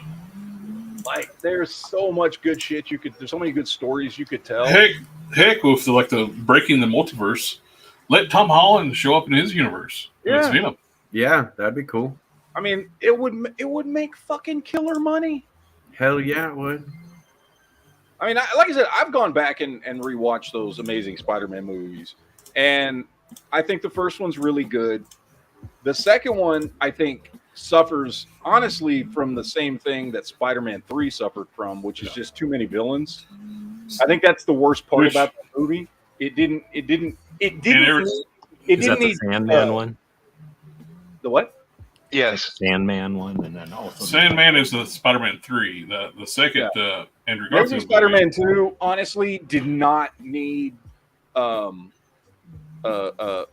what's his face, Jamie Foxx as that's what I was thinking of, the electric eel guy. Not Shocker, Electro. Didn't need him as Electro in it. And that movie, the way they handled Electro was horrible. Yeah, it was not good. Yeah. And if you take Electro out of that movie, that's a good movie. Everything else in that movie is good. Now, I'm not a big fan of their interpretation of Green Goblin, but it still would have worked. Yeah. It would not have been as bad had you taken Electro out of the movie. It was stupid to have Norman already dead. Yeah, it was an odd choice, but I think it would have been made much better had Electro not been in the movie at all. It's kind of the equivalent of Iron Man 2, where you didn't need Whiplash in the movie at all. Yeah. Because I think outside of the Electro storyline, Amazing Spider-Man 2 is really good. There's a lot of really good character development. There's a lot of good action. There's a lot of good stuff in that movie. And I think, it could have done very well. But either way, dude needs to get a fucking third movie. He absolutely needs to get a fucking third movie. There's no reason not to, dude. It's like printing money. Who wouldn't go see that fucking movie now? This is the newest guys, the newest Spider-Man you're saying? No. The last one. Who was in the newest Spider-Man movie? The middle Spider-Man movie. Yeah. So that movie would make some serious money, and I think with everything that Sony's doing right now, with the, because there's already been reports they're talking about doing the live action version of Miles Morales, which I think they absolutely should do, and with the way they worked in live action into this last movie, where you've got this whole universe of all these different Spider-Man, you've opened it up and made the audience accept, with all these fucking different movies and all these different interpretations of Spider-Man, that they can all coexist. That you can tell stories about all of them. So it makes perfect sense, man. Do a fucking Amazing Spider-Man 3. Bust it out. I think it works great, man. But we'll see if they ever fucking do it. I don't know. Oh, Harker mentioned me on Instagram like that IP they announced for. He's like, "What the hell is Legend of the White Dragon?" Nobody knows. Nobody knows, and nobody gives a shit about your fucking Legend of the White Dragon, fucking wannabe goddamn Power Rangers bullshit. That's just throwing money out the window, even tooling that shit up. Yeah. Let's see. Is it one of those things like if they don't do one every once in a while, then they lose the right to the whatever they call it, like with Spider-Man or something for a while there, they'd have to do one every once in a while to keep that right? Yeah. Which they will. But I mean, is that what that other movie you're talking about? Is that one of those situations where they just have to do something? What? Which one? The Power Rangers one you're talking about. Oh, no. This is like a knockoff movie thing. Okay. It's not even a real thing. Okay. All right, Ledley says they need to make that Confederate Spider-Man reality for the lulz. Yeah, they'll never do that. That will never happen. It's not going to fucking happen. No. It also says Electro was a Nazi in the Spider-Man cartoon series arc 6 Forgotten Warriors. Was he? You talking about like the old school Amazing Spider-Man and his friends shit? That old cartoon? I think there's one even older than that.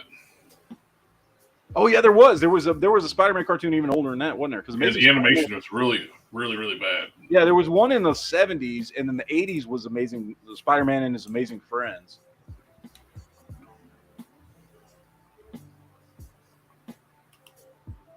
I don't remember him being a Nazi, but that doesn't surprise me. Financial says, do you think they didn't want to have Shocker out of fear of alienating the female demographic? What? What?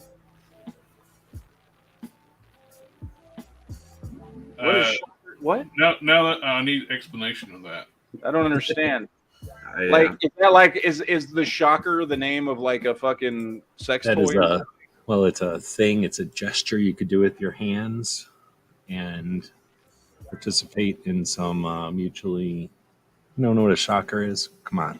How old are you? I mean, I've done a lot of things with my hands. I don't know what the shocker is. That one I'm not sure of. Well, there's a name for a certain gesture that can be used in the boudoir. In the boudoir? Yeah. Is that like two in the pink, one in the stink? Is that? Yeah, there you go. That's what I was doing. is that what you're talking about? Is that also called the shocker? Because that I know, but I just call it two in the pink, one in the stink. So that's okay. Wow. Grinderson says yes, that's the shocker. I didn't know it had another name. Oh, yeah. I just thought it was called that. I just thought it was that. This chat devolved quickly. Didn't it though? It always does. That's yeah, it does. Nothing wrong. That's with why that. we love it, and that's why we're here. Okay, Ledley's dropped in a link here. 6 American Warriors.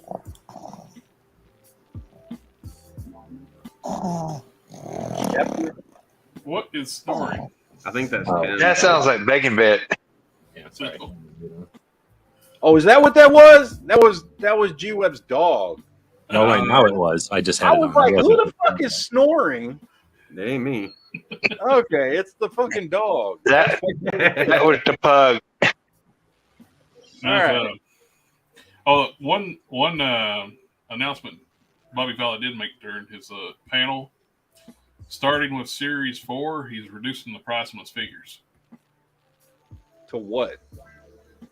Instead of $31.99 for like the spec'd out figures, they're going to be $29.99.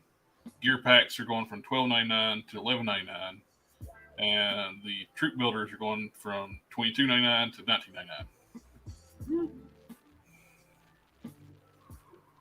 That's not bad.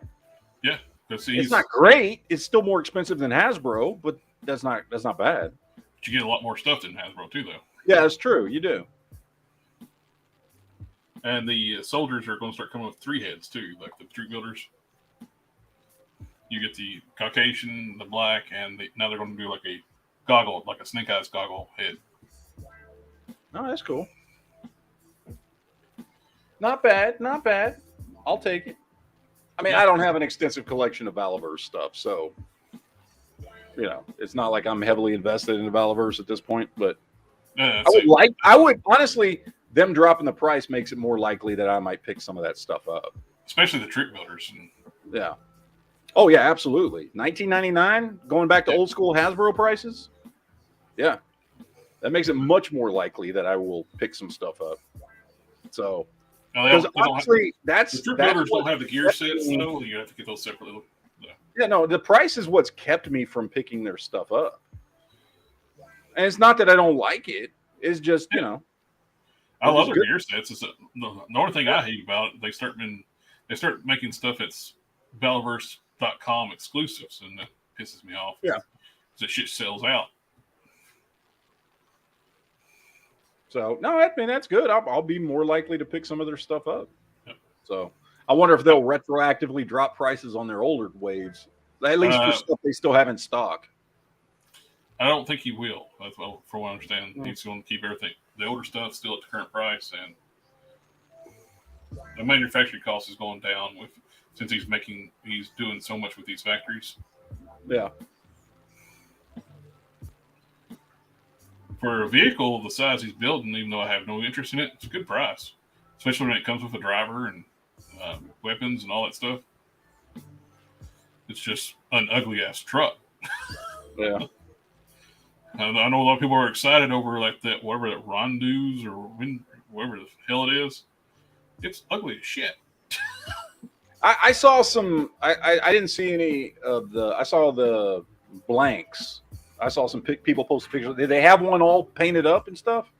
No, he showed like a colored render of it, but he didn't really show. Okay. He's got. I just saw like the blank models that they had. Yeah, the grayscale prototypes. Yeah, and I couldn't really like tell that much. I didn't honestly. It's not something I'm interested in, so it wasn't something I really paid that much attention to. If it's a Humvee or something like that, I'd been more interested in it.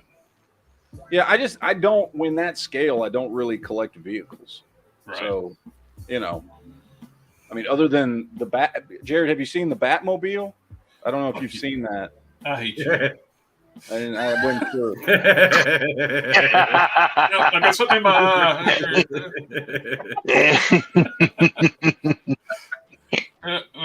Rub my eye, everything.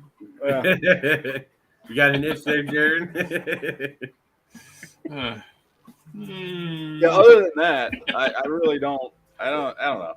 Because I still have a decent collection of 3 3/4 inch stuff that I like vehicles for that, because they're much more manageable. Just because of the size.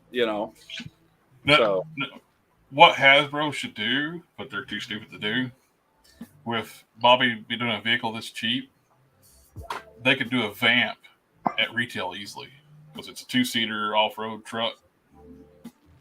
They could easily do a Vamp for around $100 or less. Oh, probably, yeah. Because P0rn did a Batmobile for $60, and they could do a Vamp, which is very simple off-road truck.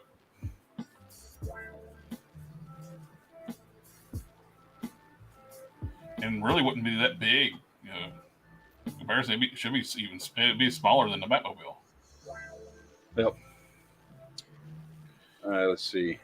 It's almost like a stylized wheel, like a more modern, futuristic wheelies with a 50 cal mount on the back.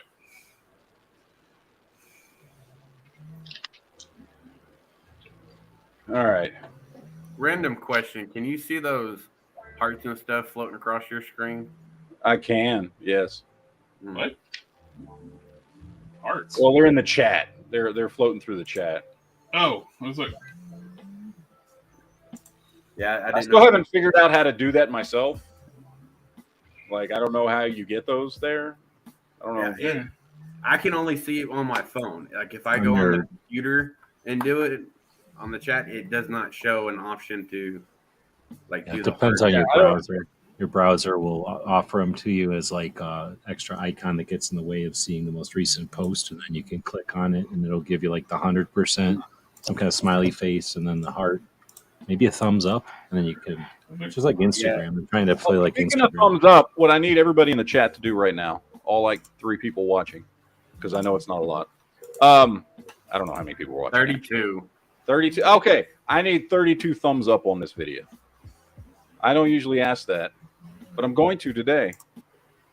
Or thumbs down. I really don't care. Either way, it's considered interaction by YouTube. I don't give a shit if it's a thumbs up or a thumbs down. I don't give a fuck. You got 21 right now. Well, let's bump those numbers up, motherfuckers. No. Those are rookie numbers. Pump them up. No, I just, well, you know. 24. Oh, what happened with your thing? You get kicked off or something on your other channel? Yeah, I got a 1-week suspension. Yeah, because you're talking. Oh, because you let Honda in probably, and he said something. Yeah. Actually, it was stuff I was already saying and talking about. I played a video they didn't like, so which we won't discuss here. I played a video they didn't like. You know what it is, though. They give you a thing that tells you what it is. Yeah. Okay. And I played a video that they considered not appropriate. And, I know which one. Yeah. Yeah, I know. And so they gave me a 1-week suspension. So You I got can't use my other channel until Monday. Oh, you hit 30. You got 30 likes. So, yeah, that happens. But anyway, I don't know. We'll see. Find up in the chat says Bacon Bit needs a CPAP mask. Maybe he does. He might have some breathing issues. You can talk to Oh, that's just a pug. Pugs have breathing issues like that. Yeah. I fed him right before this. I jumped in here, so now he wants to go. So he's like extra breathing because he wants to go. O-U-T-S-I-D-E. Yeah, I went to the video and put you got you over 30. Oh, there we go. Awesome. Thank you. Yeah, you got 31 now. Nice. Yeah. That's good. That's good. Nobody needs that many thumbs. Nobody needs that many thumbs. What do you need that? And I don't think I can get on YouTube to thumb it up without kicking myself out of here.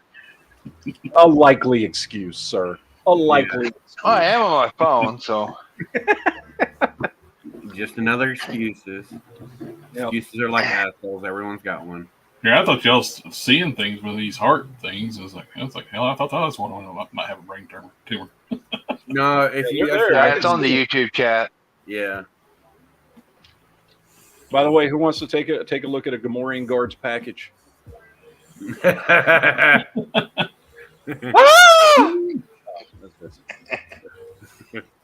This dude's cool, man. I don't give a shit what anybody says. Gamorrean Guards fucking sweet.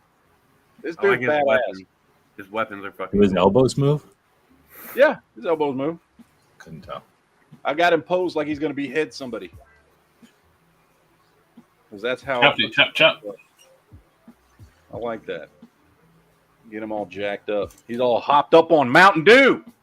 Head off and shit. Fuck yeah. Oh, the Valverse, the wave, he's going to be like, he's going to introduce like snow troopers, like snow camouflage. So he's just going to copy everything Hasbro's doing right after they do it? Is that probably?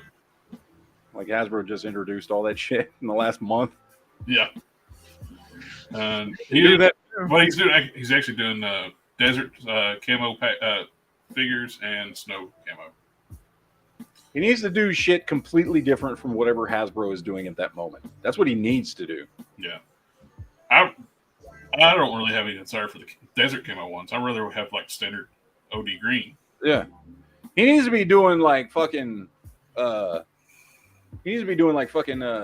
for some reason, I want to see him do some like fucking sci-fi shit. Like do up some of his versions of like, I don't know, bats. Oh, his bat. He is doing some his version of bats, and they're freaking badass looking. Yeah, that's what he needs to be doing.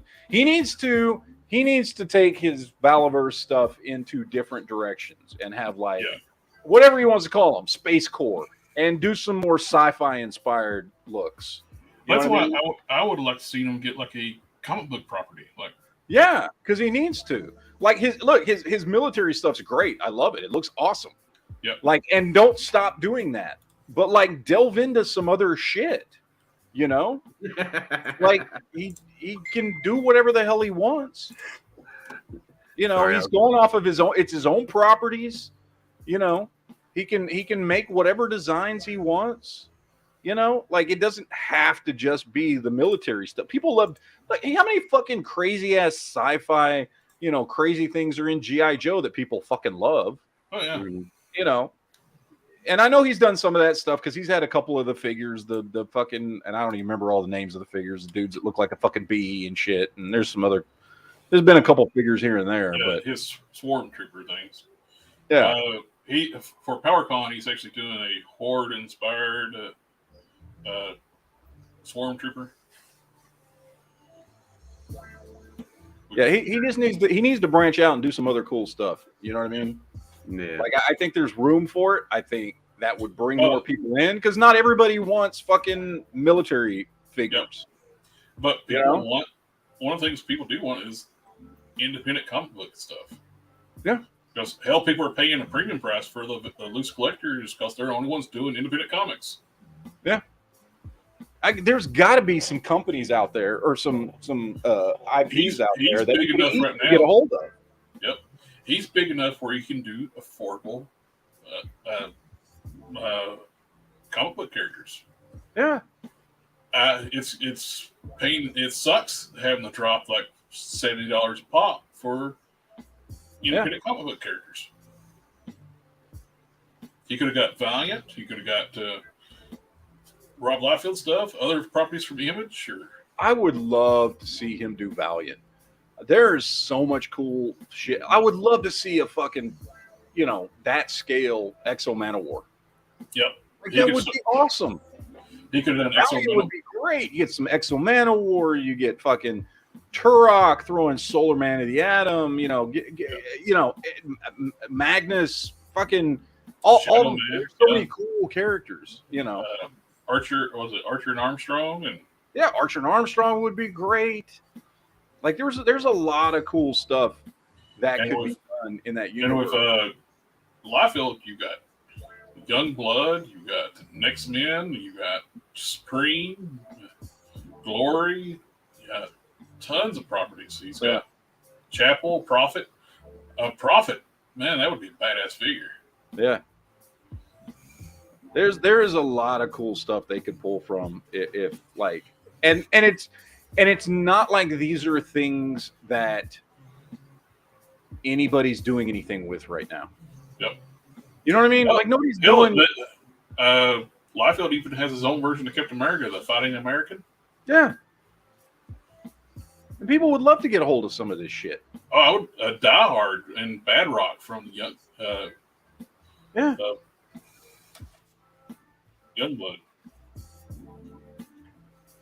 I mean, even if you're doing all right, these figures because we licensing and all that shit, $40 a pop, $39.99. Okay. Yeah. You know what I mean? Like it would be beats paying $80 for the loose collector ones. No shit, right? Yeah. And if you brought Valiant, I mean, look how many people are interested in the Chaos Comics shit. You know how many more people would be interested in stuff from Valiant or Liefeld? Mm-hmm. Ton more people. I don't know. Maybe Rob Liefeld. But fucking a knockoff Power Ranger. Seriously. Yeah, I know. And I mean, I don't know. And I mean, I know like Valiant hasn't Valiant? Aren't they still doing some comics? Like, didn't they They bring are. back a few years ago? The only thing that sucks about Valiant right now too, some of the bigger name properties though, are not even with them anymore. Those like the Solar Man of the Atom and Turok, those are independently owned, and they pulled out. Didn't those Valiant. get pulled by Acclaim? Because remember, Acclaim bought Valiant. I think was it Acclaim or was it Valiant or was it Dark Horse? No, Acclaim. Because remember when in the 90s when Valiant teamed up with Acclaim to make video games of Turok and all that shit, and Acclaim bought Valiant for a while. They were actually Acclaim, the game company, actually owned Valiant Comics for a while. Now they eventually split off and all that stuff. But I remember, I think Acclaim like actually took ownership of some of those characters, and I thought one of them was Turok. Like they actually have the rights to Turok, or at least whoever Acclaim is now owned by. I don't know if that was probably another company by now that owns Acclaim. Now, Dark Horse was bought a few years ago by a overseas company, which also has some good characters. Oh, dude, Dark Horse. I loved when Dark Horse had my two favorite properties from Dark Horse were when they had Aliens and Star Wars. Mm-hmm. And the stuff they were doing with Aliens and Star Wars was fucking sweet. Their Dark Empire run for Star Wars was fucking awesome. I would like to see NECA get Dark Horse. Seems like their superhero figures seem like to fit the style for. Yeah, well, and they're already doing Predator. Yep. You know, and they're already doing Aliens. You know, which were were probably the two biggest Dark Horse properties back in the day. They could nail a Magnus the Robot Fighter. Oh yeah, absolutely. Same like X. That would be another good one. Grindel. Yep. Grindel was awesome. Yep. Let's see. Google how many Dark Horse comic properties. Yeah, Dark Horse had some cool shit back in the day because they were making all the you go to Marvel and DC and get your superheroes, and Dark Horse had all your rated R shit. You know, that was where you got your gritty fucking stories and stuff from. And they had all the coolest characters. Everything, even the characters. You know, they had all new characters, and then they had the characters that you already liked, like Aliens, Predator, RoboCop. You know, all that shit. That they were doing good, dark, gritty, interesting fucking stories. Hellboy's Dark Horse. Hellboy's Dark Horse, yeah. Yeah. Of course, he's exclusively owned by what's his face, but why am I blanking on his name? The guy that created Hellboy. Let's see. Fuck's his name? The artist that created Hellboy. I'm pulling up here. Why am I blanking? Not Spike Lee. No. Mike Mignola. Mignola. There you go. Yeah, I blanked on his name, but yeah, Mike Mignola owns Hellboy. But yeah. Ledley says Call of Duty is about to learn the hard way what Bud Light and Target already learned. Why? What's going on with Call of Duty? Oh yeah, they fired some one of their developers for tweeting, "Leave the kids alone." Okay, which Call of Duty is this? Because isn't Call of Duty technically owned by two different companies?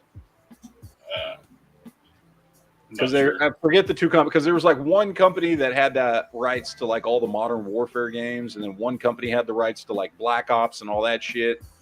Because it was starts with a T. Fuck, what's the name of that company? There's Infinity War. One of the companies started with a T. Trigon? No. I can't remember. Fuck, I'm blanking on the names of those two companies. Triforce. But yeah, because at a certain point back in the like late 2000s or early 2010s, Treyarch. Thank you, Grinderson. Treyarch owns some of the Call of Duty games, and then who's the big company that makes the other Call of Duty games? One of the big major game companies. I'm blanking, but Call of Duty is actually owned by two different people, depending. And so, like, some of them can make. This is why they came back and they were doing Modern Warfare and shit. Because I think Treyarch had rights to like all the Black Ops games and some of the other ones, and then Activision. Thank you guys in the chat. Okay. They saved the day. Both Activision, own- Infinity Ward, and Treyarch, and more. Yeah, Treyarch and Infinity Ward.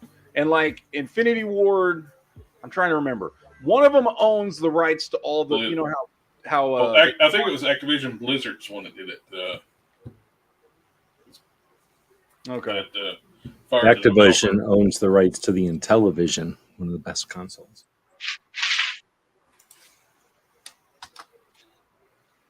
I prefer the ColecoVision myself because that's where you could play Burger Time. Nice. That was like sixth grade. That was a long time ago.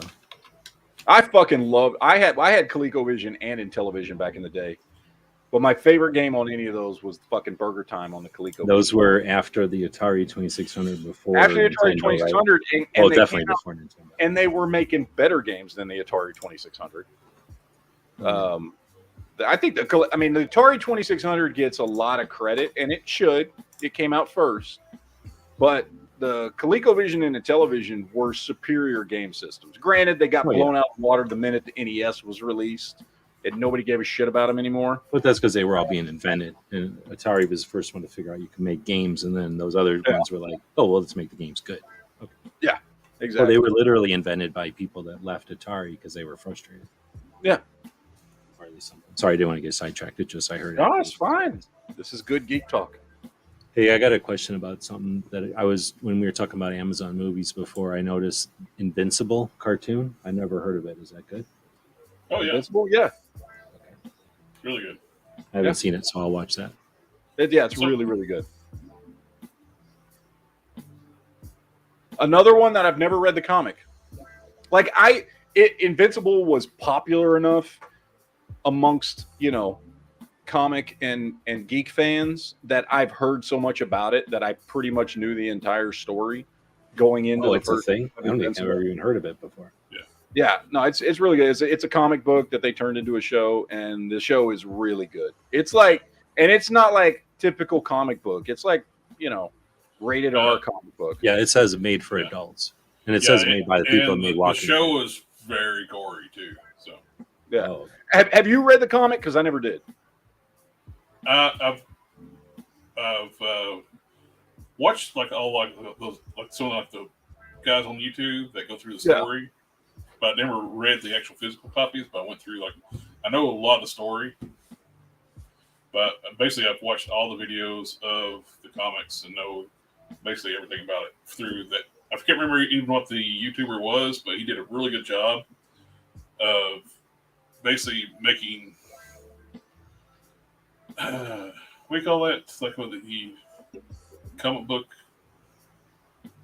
He edited the panels enough where almost like there's movement to it.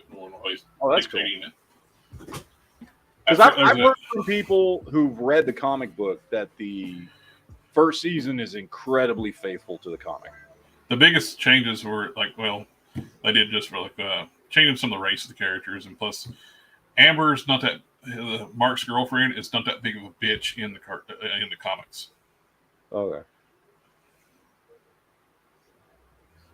But plus Mark's not half Asian in the comics either. Oh, he's not. No. Which it doesn't change anything to the characters. Just it's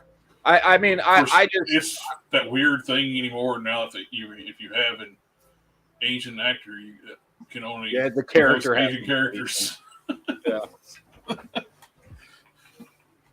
Which is fine because I like what's his face as the character. He does a great job. Oh yeah, the character. So apparently the showrunner for X-Men '97 quit because all the stupid stuff they're doing.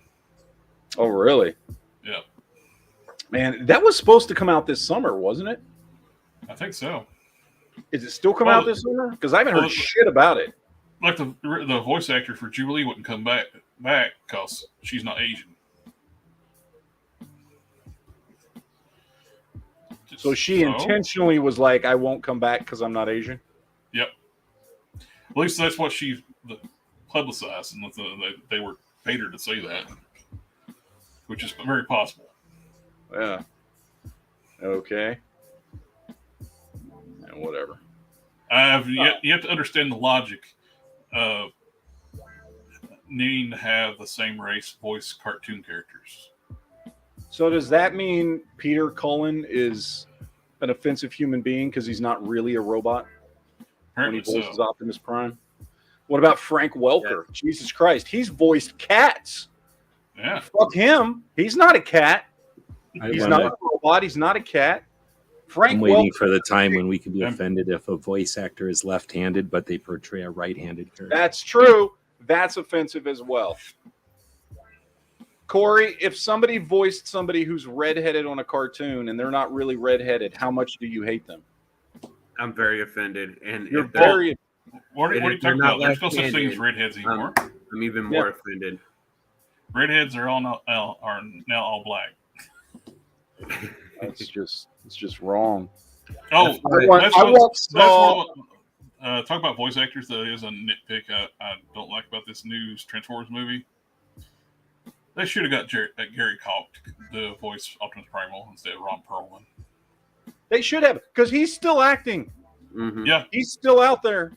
He's still out there, and his voice is iconic to Optimus Primal, just as much as Peter Cullen is to Optimus Prime. Yeah. And they got Ron Perlman, who did a fine job. He's got a very distinct, unique voice. I get it. But, like, that dude's still out there. But I do not hear, when he talks, I hear Ron Perlman. Yeah, exactly. Gary Chalk that did Optimus Primal, I heard Optimus Primal. Yeah. There's a movie that they need to make. It should be titled The Rise of the Gingers. True. You know, Corey, I once heard a cartoon character who was ginger and left-handed voiced by a blonde-handed, right-handed human being. A blonde-handed? Holy shit. How offended are you? That's fucking that's bullshit. It's bullshit. Yeah. You should protest. You should protest that shit. Yeah. What was it titled? The Rise of the Soulless Army? Yeah, someone was talking about that in Yankees chat earlier about the Gingers are having like a meeting because they're gonna rise up and overthrow everybody. Now, as a left-handed ginger, do you get are you higher up on the food chain of gingers? Maybe. Because I don't know how that works. I know for a ginger, I'm pretty high up anyway. So well, yeah, because you're like fucking 7'32" or some shit. So everyone's kind of beneath me. I saw people making jokes too. Look at that fat Jabba the Hutt transsexual in that video. That one that I haven't watched. People keep dubbing like Jabba the Hutt voices over top of. Yeah. I don't. What show is that from? It's from some fucking podcast. I know what you're talking about. Honda watches a lot of that. But dude. People were making jokes like it said I won't date anybody unless they're over 6 foot tall. It's like everybody's like, well, I'm 5 foot 14 inches tall.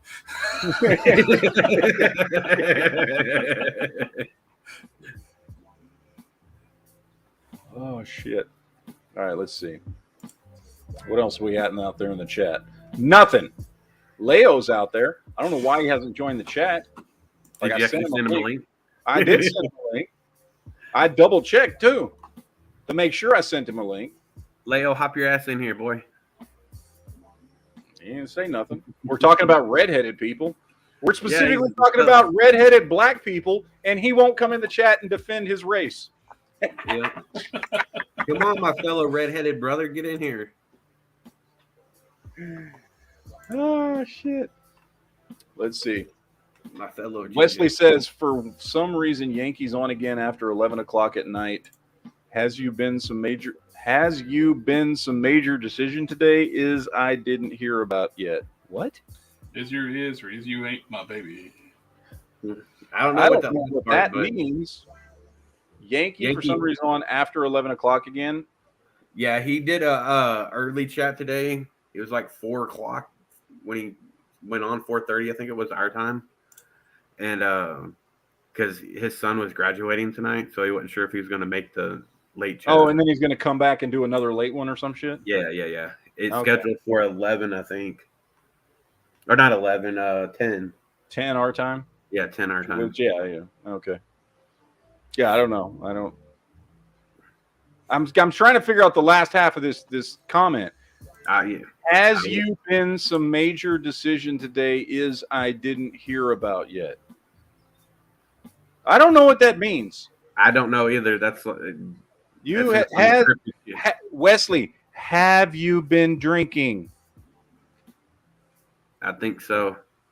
Have you seen that picture that someone posted in Discord about Bud Light being on sale for $1.78?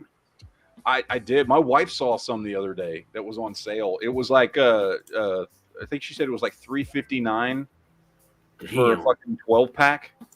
That's cheap as shit. And I was like, fuck, it's cheaper than Dr. Pepper. Might have to take up drinking again. Shit. I'm still trying to figure out why people are all upset and bent out of shape about it. It was one little run that they did for an advertisement. Who fucking cares? Why does everybody get all twisted about it? It's just people trying to prove a point, because that's exactly what the other side of the political aisle does for everything.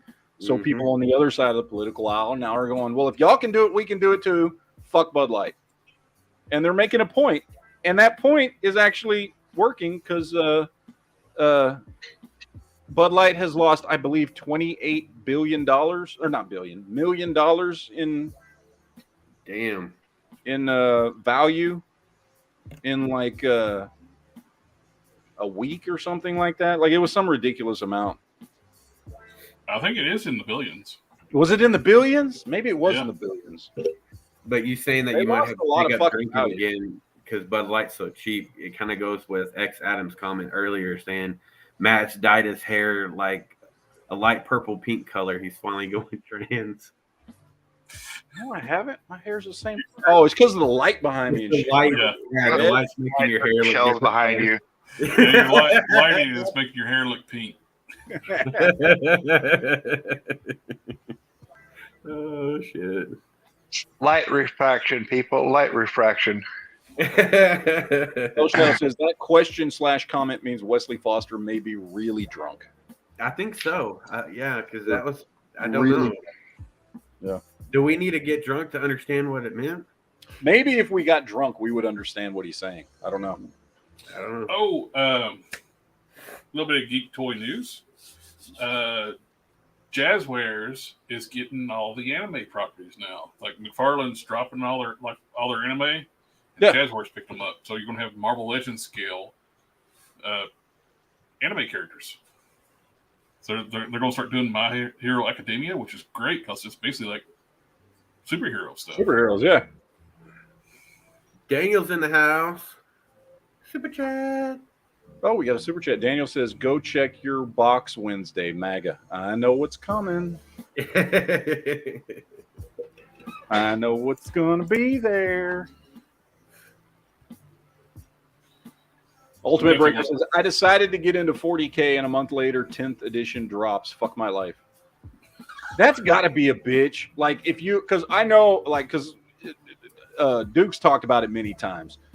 40K is a very, very complex, complicated game, and you have to know all kinds of shit to play. And then, like, that's got to be a bitch. I've never played, so I don't know personally. But, like, you get into a game, and you learn all the shit about it, get ready to play, and then they drop a new edition that changes shit. That's got to fucking suck, man. I want to hit up my buddy at the Prime drawing when he does prints. I want one of those. Oh, I got 2 comics today for the very first time in a long time. Really? What'd you get? Traded it with my buddy that's got a comic book shop who does the comic book unboxing on the channel. Those Power Girl variants. I got the chrome cover and I got the regular variant. Beautiful artwork. Do you have them handy? You can show us, or they're in my console in my truck right now. Oh, my question is Power Girl trans now? Not that I know of, but the crazies on Twitter are trying to say that Gwen Stacy is. I know. I heard that shit too. They're trying to say Gwen Stacy from the new Spider-Man movie is trans. I'm like, and then I saw this dude. There was a big thing. This comment that went viral, I guess, because I guess it's somebody big. I don't know who. Like posted this thing and is like, Gwen Stacy has always been trans since she was created. No. What the fuck are you talking about? Have you ever read a comic book? Like, what the fuck? Yeah, there's some fucking retards out there. Yep. You want a trans character? Fucking create one. Don't fucking sit there and be like, I'm going to take this character. She's always been trans. You fucking stupid moron. Why are they calling Gwen Stacy trans? Because of her haircut? In the Spider-Verse movie, she's got a poster on the wall that says "Protect Trans Kids" above her door frame, and apparently her what does it dad say? has a trans ribbon on his police uniform. What does it say? Protect trans kids. Oh, which, by the way, you can't even see in the movie unless you like pause it. Yeah. So I don't know. So people are looking for stuff to get pissed about. Yeah. In the private chat, I put a link to that variant cover. Oh, okay. Daniel in the chat says, if Heil Handler had a box, I'd send him MAGA gear. He doesn't have one. I mean, he's got a box, but it's a different kind of box. It's not made for mail delivery. Well, it's made for mail delivery. Yeah, it's made for mail. There's two in the pink and one in the stink. The shocker. Yeah, it's made for the shocker. That is a great cover. Yeah, it's a gorgeous cover. That comic is $6.99.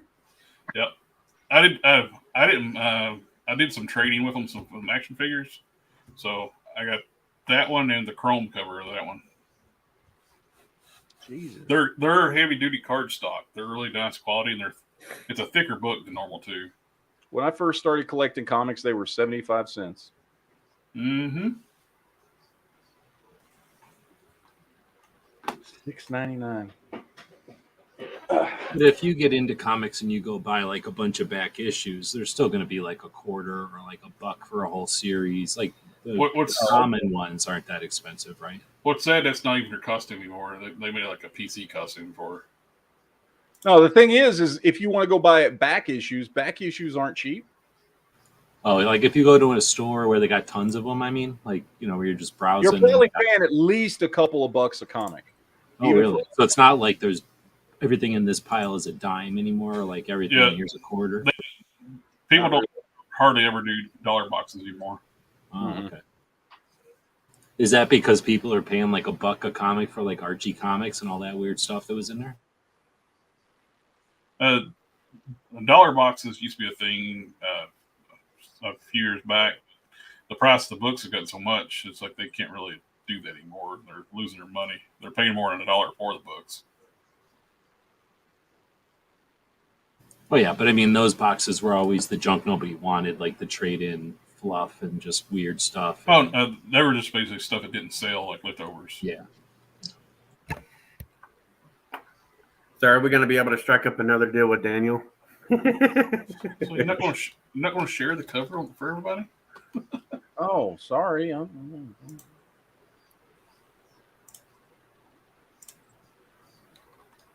on, let me get it pulled up here.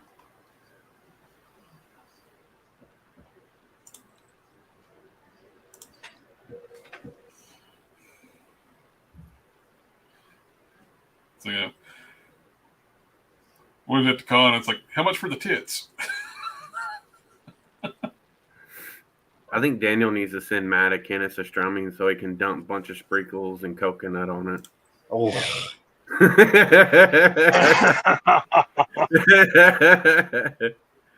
Sounds fucking horrible. Do the eating challenge for $1,000 donation. Now, let's see. You'd eat a coconut donut for $1,000, I'm sure. Oh yeah.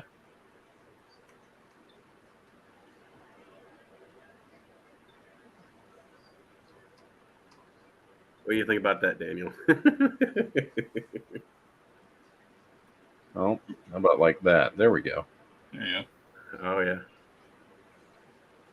Cleavage. What was funny, like when he did like the weekly comic book unboxing last week, he didn't even do it intentionally. He always like the cardstock covers. He pulls them up close to the camera and taps them and goes tappy tappy.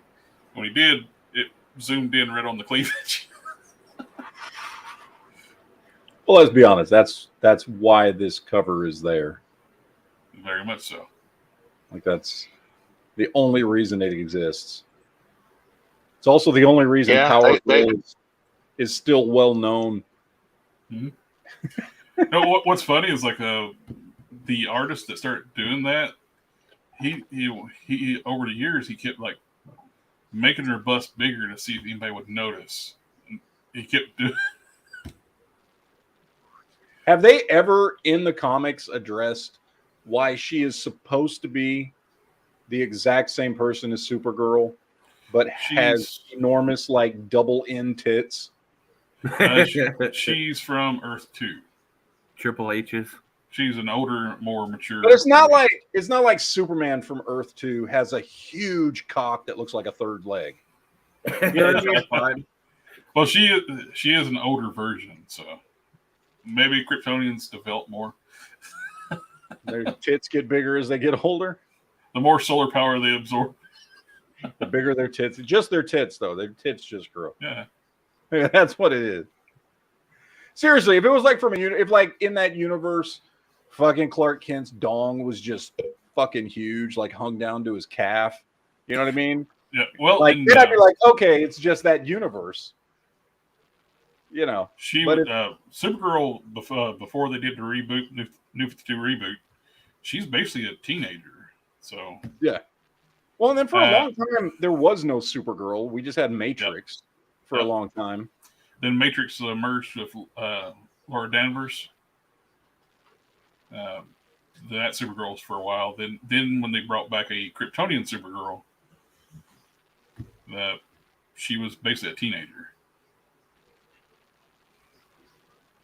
Yeah, I don't know. This whole Supergirl thing is just fucking weird, and I don't even know. I don't even know what canon exists anymore because after the Infinite Crisis, Crisis on Infinite Earths, they really didn't know what to do with Power Girl for a long time. It wasn't until later on they like, oh, she's a survivor of Earth 2. Well, and they had managed, I think, correct me if I'm wrong, but basically between Crisis on Infinite Earths and Flashpoint, the universe relatively stayed pretty consistent. They didn't make any major continuity changes. The character, there was no major crisis going on that changed everybody's origin and made characters disappear from the timeline or anything like that. So you had a good fucking, 25 years, close to, of pretty consistent continuity where, like, these are the characters. We're not changing everything, And then it feels like since Flashpoint, they've rebooted the DC universe like 4 times. Pretty much. They would have mini crises back before that, but basically for like the crisis events were basically like continuity cleanups. Yeah. When they muddle things up a little bit too much, so they'd have like a crisis events, and they use that as an excuse to clean up some of the events that don't make sense. But it was never anything major. No. And it was never anything, Flashpoint was the full reset of the DC universe. Yeah. Completely rebooted everything. 99% of their fan base off. Yeah. Except for some reason didn't reboot Green Lantern or Batman somehow. Yeah, Batman and Green Lantern, especially Batman, made no sense because he wasn't even doing it that long to have 4 Robins. Yeah. It didn't make any sense. I remember when I was reading the Court of Owls run and that kind of stuff, and I was like, no. But then you would just read it as like, well, apparently, fucking Flashpoint didn't affect time. You know what I mean? Yeah, well, it was Flashpoint too. Flashpoint, they got rid of Wally. Wally West was no longer. Yeah. But they kept Kyle Rayner, which made no sense. Yeah. Kyle Rayner would only exist if the fall of, let's see, Kyle Rayner only existed because of the death of Superman, which hadn't even happened in the New 52. And Coast City was destroyed. Hal went crazy and killed a lot of Green Lanterns and all the Guardians except for one.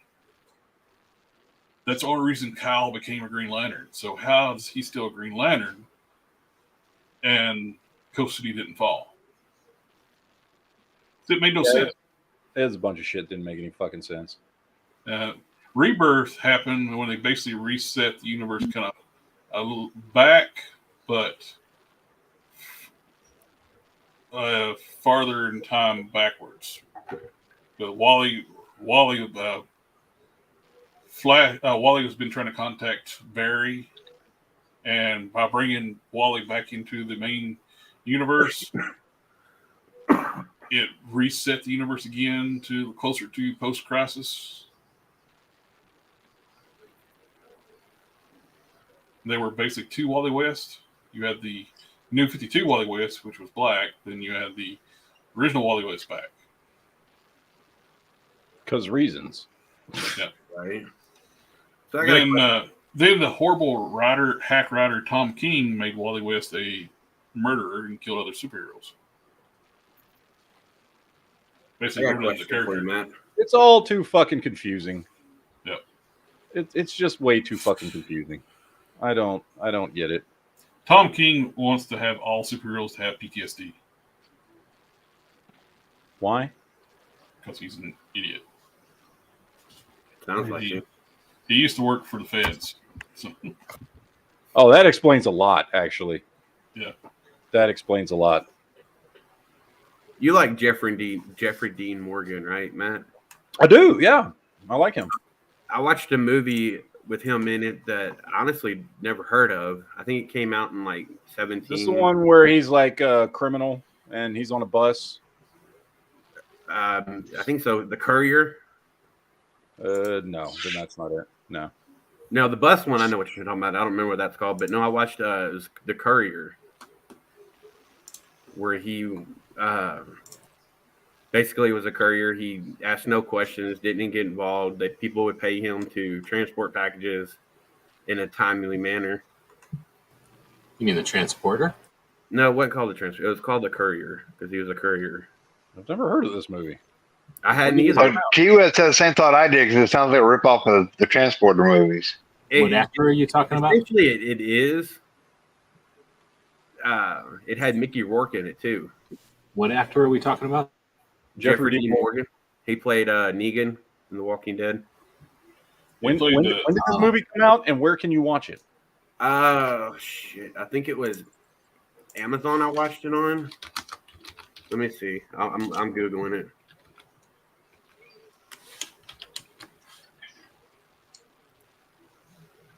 It might be something I watched this weekend. There's a lot of movies called The Courier. Yeah, let's see. Here's a Benedict Cumberbatch movie called The Courier. The Courier came out in 2013 with Jeffrey Dean Morgan. Okay. Or it says 2012.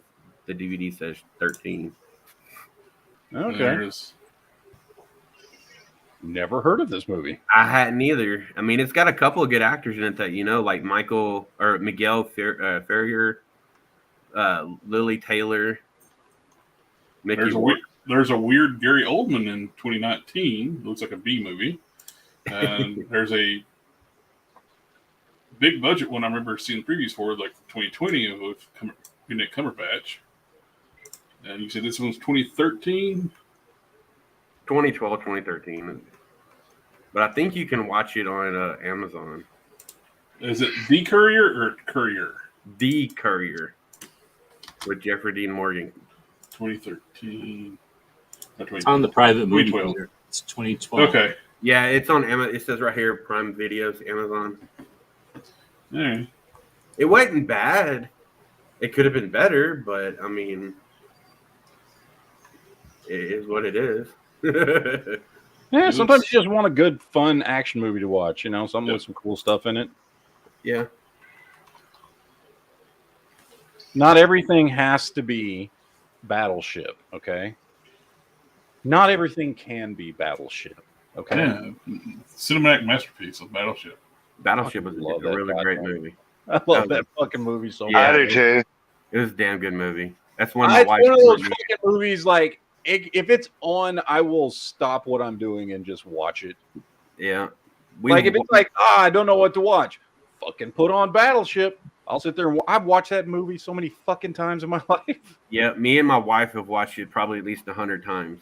I don't know why. Like, it's arguably not a great movie. In the multiverse, Negan and Maggie are Bruce Wayne's parents. That's true. I wish they would have him play like a fucking Batman's dad in the Flashpoint universe, but we already know they're not doing that. Oh, that would have been really cool if they would have smart. Yeah, it would have been awesome. But yeah, you should check that movie out, man. I will check it out and see what I think. From the trailers, to see the graphics from this Flash movie look awful, though. Well, hopefully they won't be awful in the movies. Yeah. But they did release these Joss Whedon Justice League. That movie looked terrible. Lead Lace is asking, have you watched that movie, The Outpost, yet? No, I still haven't watched that movie. Dude, that's actually a good movie. I really enjoyed it. And it had actual soldiers in there playing their own character, like their own selves. So did Battleship. That's true. Battleship had lots of real soldiers. Yep. It's true. Let's drop some lead on these mother fire. I love that shit. I love it. Man, I get every time I see that scene, I get pumped up whenever that scene when he's like, when he's like, oh, You're gonna die. You're gonna die. We're all gonna die, but not today. Drop anchor. Boat does like what it never would do. Yeah. Yeah, it was badass. That would never happen. It would never happen. It looks awesome though. Yes, I agree. I wish they would have made a second one because of the way they ended the first one. You know, I know they should have. I wish they. I still think Peter Berg should still do one on his own. I thought it was hilarious that the aliens' weapons looked like the pegs from the game. yes, I know the bombs. Yeah, that was great. Yeah. Oh, fuck, I love it. I thought that was some awesome fan service. Yes. I even love the fact that they incorporated the gameplay into the game in a way that made complete fucking sense. Yes. Like, and it worked in the movie. And like, if you had never played the game and had no idea how the game was played, you'd never know that was from the game. Mm-hmm. You would just think exactly. You know what I mean? Like it was incorporated so beautifully into that the story. It was just like, oh, that's perfect. That's fucking perfect. Like it made so much sense. I love that movie. I unabashedly love that movie. So do I. Give a shit what anybody says. I've heard people trash that movie. I don't care about your negative words, people. Right. Air pop, kill a sea whiz. Yeah. Don't bring your Battleship negativity here. It's not welcome. And Rihanna actually does have one good line in that entire movie. Which one? Where she's sitting there on that controller and she's already fired that 3-inch gun and she says, "Mahala, mother." Oh, yeah, the trigger. Yeah. Someone better. That is her only good line in the entire movie, but I will give her that one. I like that Hawaii. I always find it hilarious when they cast Rihanna and cast her in like a genius role. Somebody better kiss the donkey. Oh, like the Ocean's 8. They had her in like a expert computer hacker. The only two things, and I'll be honest, I haven't seen Rihanna in a bunch of stuff. I have seen Ocean's 8, and it was not good. But the whole movie wasn't good, not just her. The only two things I've ever seen Rihanna in that I thought, all right, cool, she worked in this, was one, Battleship, and two, she was in that Valerian in the City of a Thousand Planets. Oh, she was played, she played a fucking shape-shifting stripper, basically. I don't remember that. And she actually did good. She's only in the movie for about 15 minutes or so, 15, 20 minutes of the movie. I can't remember There's a how long. point where they get separated and the dude has to find the girl, right? And then he hooks up with her to be. He gets dressed up in some kind of a skin. He looks like a big fat. Well, yeah, because she's a shapeshifter that's basically made out of like fucking whatever she's made out of, and she goes on top of him and then shapeshifts over him so that he's using her as a disguise. It's about halfway into the movie, and it lasts for, like you say, about 10 minutes or something. Yeah, it's not very long, but she did a pretty good job. I just saw. I was just like checking out Instagram, some G.I. Joe page on Instagram. Guys doing like fan casting. Like Michael Coulter, it played Luke Cage as Roadblock. One of the characters, one guy he's got like as Duke. I don't agree as Duke, but Alan Richardson from Reacher. Oh yeah, I think he'd be a really badass version of a modern Sergeant Slaughter. Oh yeah, he would make a good Sergeant Slaughter. Yeah, because he's got damn dude's jacked as hell now. However, I don't. Do they even have the rights to do Sergeant Slaughter without Sergeant Slaughter? I doubt it. Yeah, I don't think they have the rights to like. He owns his rights. So yeah. And he owns his name and everything. So they couldn't even call the character Sergeant Slaughter unless he signed off on it. If he wanted to sign off on it, I guess they could. But no, yeah, I like that dude actually. The dude from Reacher. I'm blanking on his name, but I like that dude. He's been in a bunch of stuff. His name Alan Richardson. Alan Richardson, yeah. He played Hawk in the Titans show. I thought he did a good job. He's one of the better characters on that show. Actually played a proper Jack Reacher. Yeah. Instead of a five foot midget. Yeah. Are you talking about the guy that played the TV version of Jack Reacher? Yes. Yeah. Didn't he play Aquaman in one of the He played a version of Aquaman that was never seen. Yeah. So he filmed a pilot, a full-blown pilot for the CW back in the day. They might have still been the WB at that point. I can't remember if they were the CW yet or not. But anyway, he filmed a full-blown pilot that you can find online of an Aquaman TV show that was supposed to come out and air, and they were going to have it play back-to-back with Smallville back in the day. And then, but it never aired. They canceled it. Yeah, but he actually was on, I think, either the Arrow or one of them like that as Aquaman. No, he was on Smallville. Smallville, okay, yeah, Smallville, that's what it was.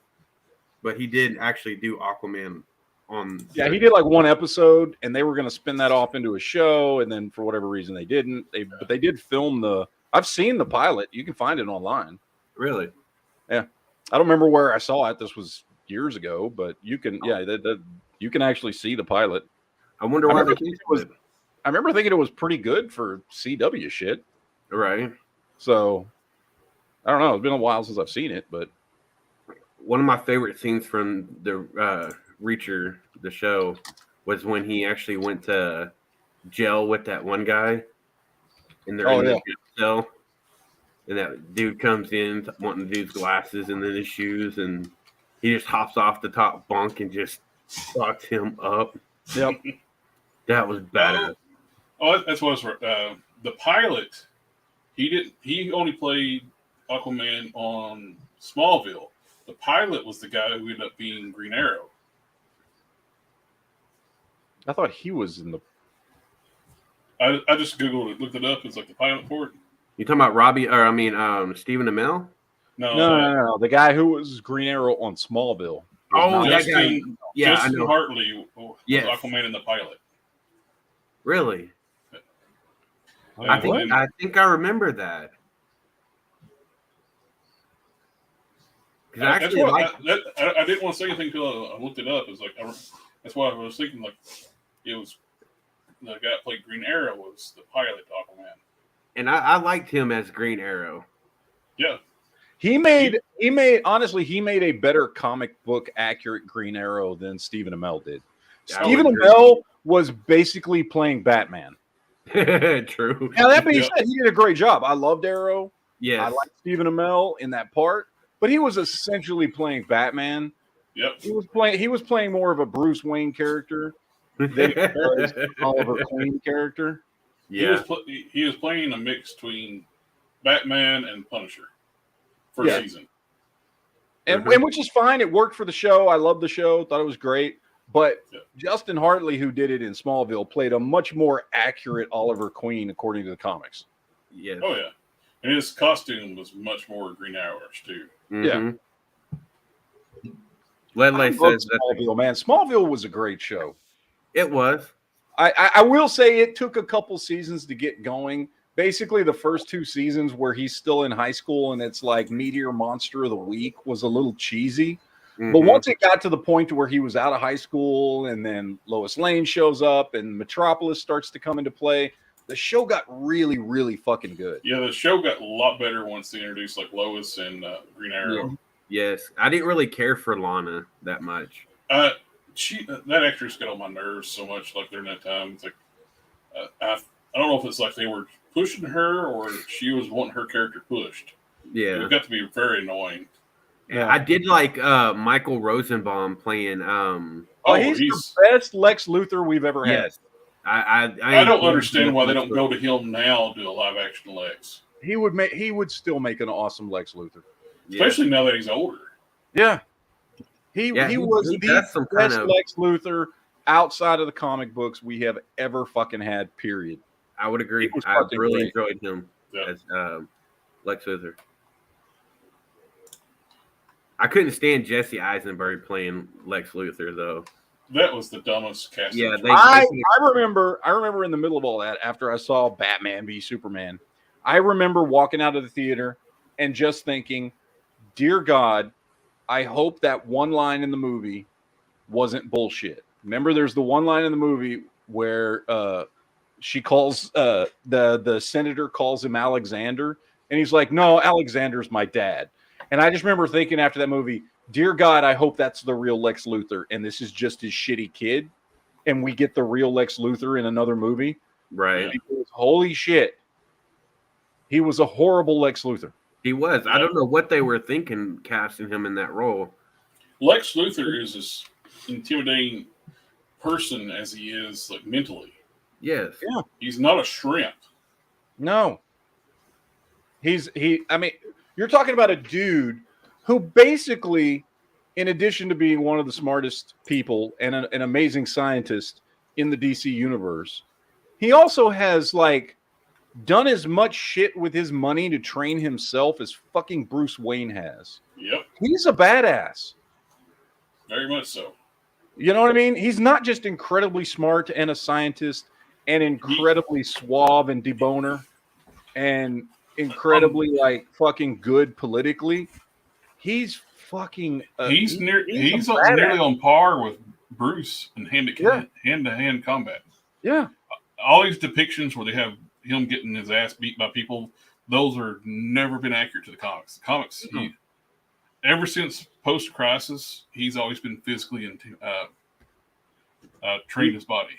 Yeah, he's trained. He's a big dude. He's not a little guy. He's a big dude. Depending on what depiction you go with, he's somewhere between like, he's like, I guess there was a while there in the 80s when they were kind of depicting him as kind of a, not as big, but kind of a kingpinish type of big. Like he was a little chunky, but he was strong, incredibly fucking strong. Yeah. That's his original body died. He was dying of like radiation poisoning from the kryptonite ring he kept. That's one thing they don't really. That's one thing they don't tell you in the TV shows, and the movies, stuff like that. Kryptonite is also fatal to humans. It's just slower. It's radioactive. It's radioactive material. Yeah. the bald people got their hair growing inside out, so their brain itches and they get all angry. Put his Can we just real quick? I just want to discuss the number one thing about all depictions of Superman that has always pissed me off. Can we just say it? A kryptonite bullet wouldn't do a fucking thing to Superman. No. A kryptonite knife wouldn't do a fucking thing to Superman. No. Why every live action depiction has to throw some fucking kryptonite bullet or knife or whatever the fuck Or it is? animated movie or TV show, It is so Superman's fucking been shot. stupid because he has to be around kryptonite long enough for it to weaken him, and a bullet moving at anywhere from 1,500 to 2,300 feet per second is not going to do anything but bounce off of him because his body hasn't weakened yet because it wasn't exposed to the fucking kryptonite long enough.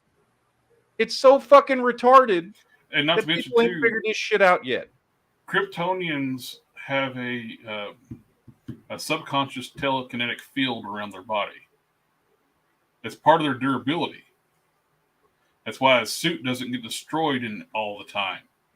That's how they like people want to go like say, well, Power Girl, well, that big hole stuff would fly in there. No, there's a telekinetic field around a Kryptonian's body. Yeah. That's how they pick up a car by the bumper that don't rip the bumper off. They actually extend that telekinetic field to the car while they're touching. During like the reign of the Superman, when Superman died, Superboy, that was the only power they were actually able to replicate as Superman's. Yeah. If they try to give them the clones too much power, they would turn into Bizarros. So they actually just replicated his telekinetic field of it. That's before the retcon making Superboy a Kryptonian human hybrid. But originally he was just a clone of the president, of the head of Cadmus, who was modified to look like Kal-El. They just gave him the telekinetic field, which was tactile telekinesis. Since that was his only power, he actually could do more with it. When you knock Superboy out, he's not invulnerable. Yeah, he got knocked out during the Blood Rain storyline. He woke up in the hospital with an IV in his arm. He freaked out. He's like, how did you do this? He didn't know he didn't have Kryptonian powers.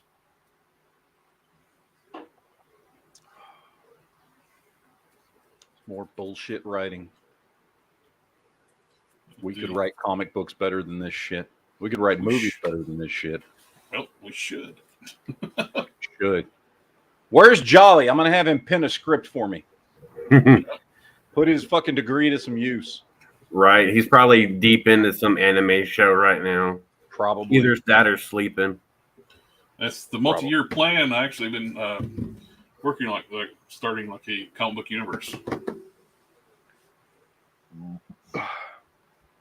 Is it going to be your own? Yep. Original characters that look suspiciously like Prime in there. No, actually not. Okay, I'm just checking. Well, the banner on my YouTube page. That's what you're having cannons do for that character, right? Yep, that's my main character. Yeah. The banner on my YouTube page, those are all my original characters. Oh, okay. That's cool. I guess I never paid attention to the banner on your YouTube page. Let's see. All right. Well, guys, it's been almost 3.5 hours. So it is time to wind this one down for this evening. Let's see. I'll be back on the NEA channel on Monday. Should be Monday. That's when I guess. I don't know. Monday or Tuesday. I don't know. I'll try on Monday. It was a 7-day ban. So it may have, although I didn't get the notification until Tuesday. So would that mean Monday's still included? I don't know. Shit, don't get me lying. I don't know how that works. So maybe on Monday. If not Monday, we'll do something on Tuesday. And then Jared, you got your chat tomorrow night. Honda's got a chat tomorrow night, a little bit later. So there's plenty of stuff going on. And then, like I said, I'll try to do Monday if it lets me. If it doesn't, we'll see how that goes. But that is going to do it for today. We will see you guys next time. Hope you guys enjoy the rest of your weekend. Do whatever the fuck you want. I don't know. Whatever you enjoy for your weekend shit, you fucking do it. So, but that is going to do it for us here today. So we wish you all well. Thank you. Adieu. Enjoy everything you got going on right now, and we will see you guys next time. We'll do this again next week. More Geek Chat next week. So, all right, guys. Later. Deuces. Stay geeky. Stay geeky.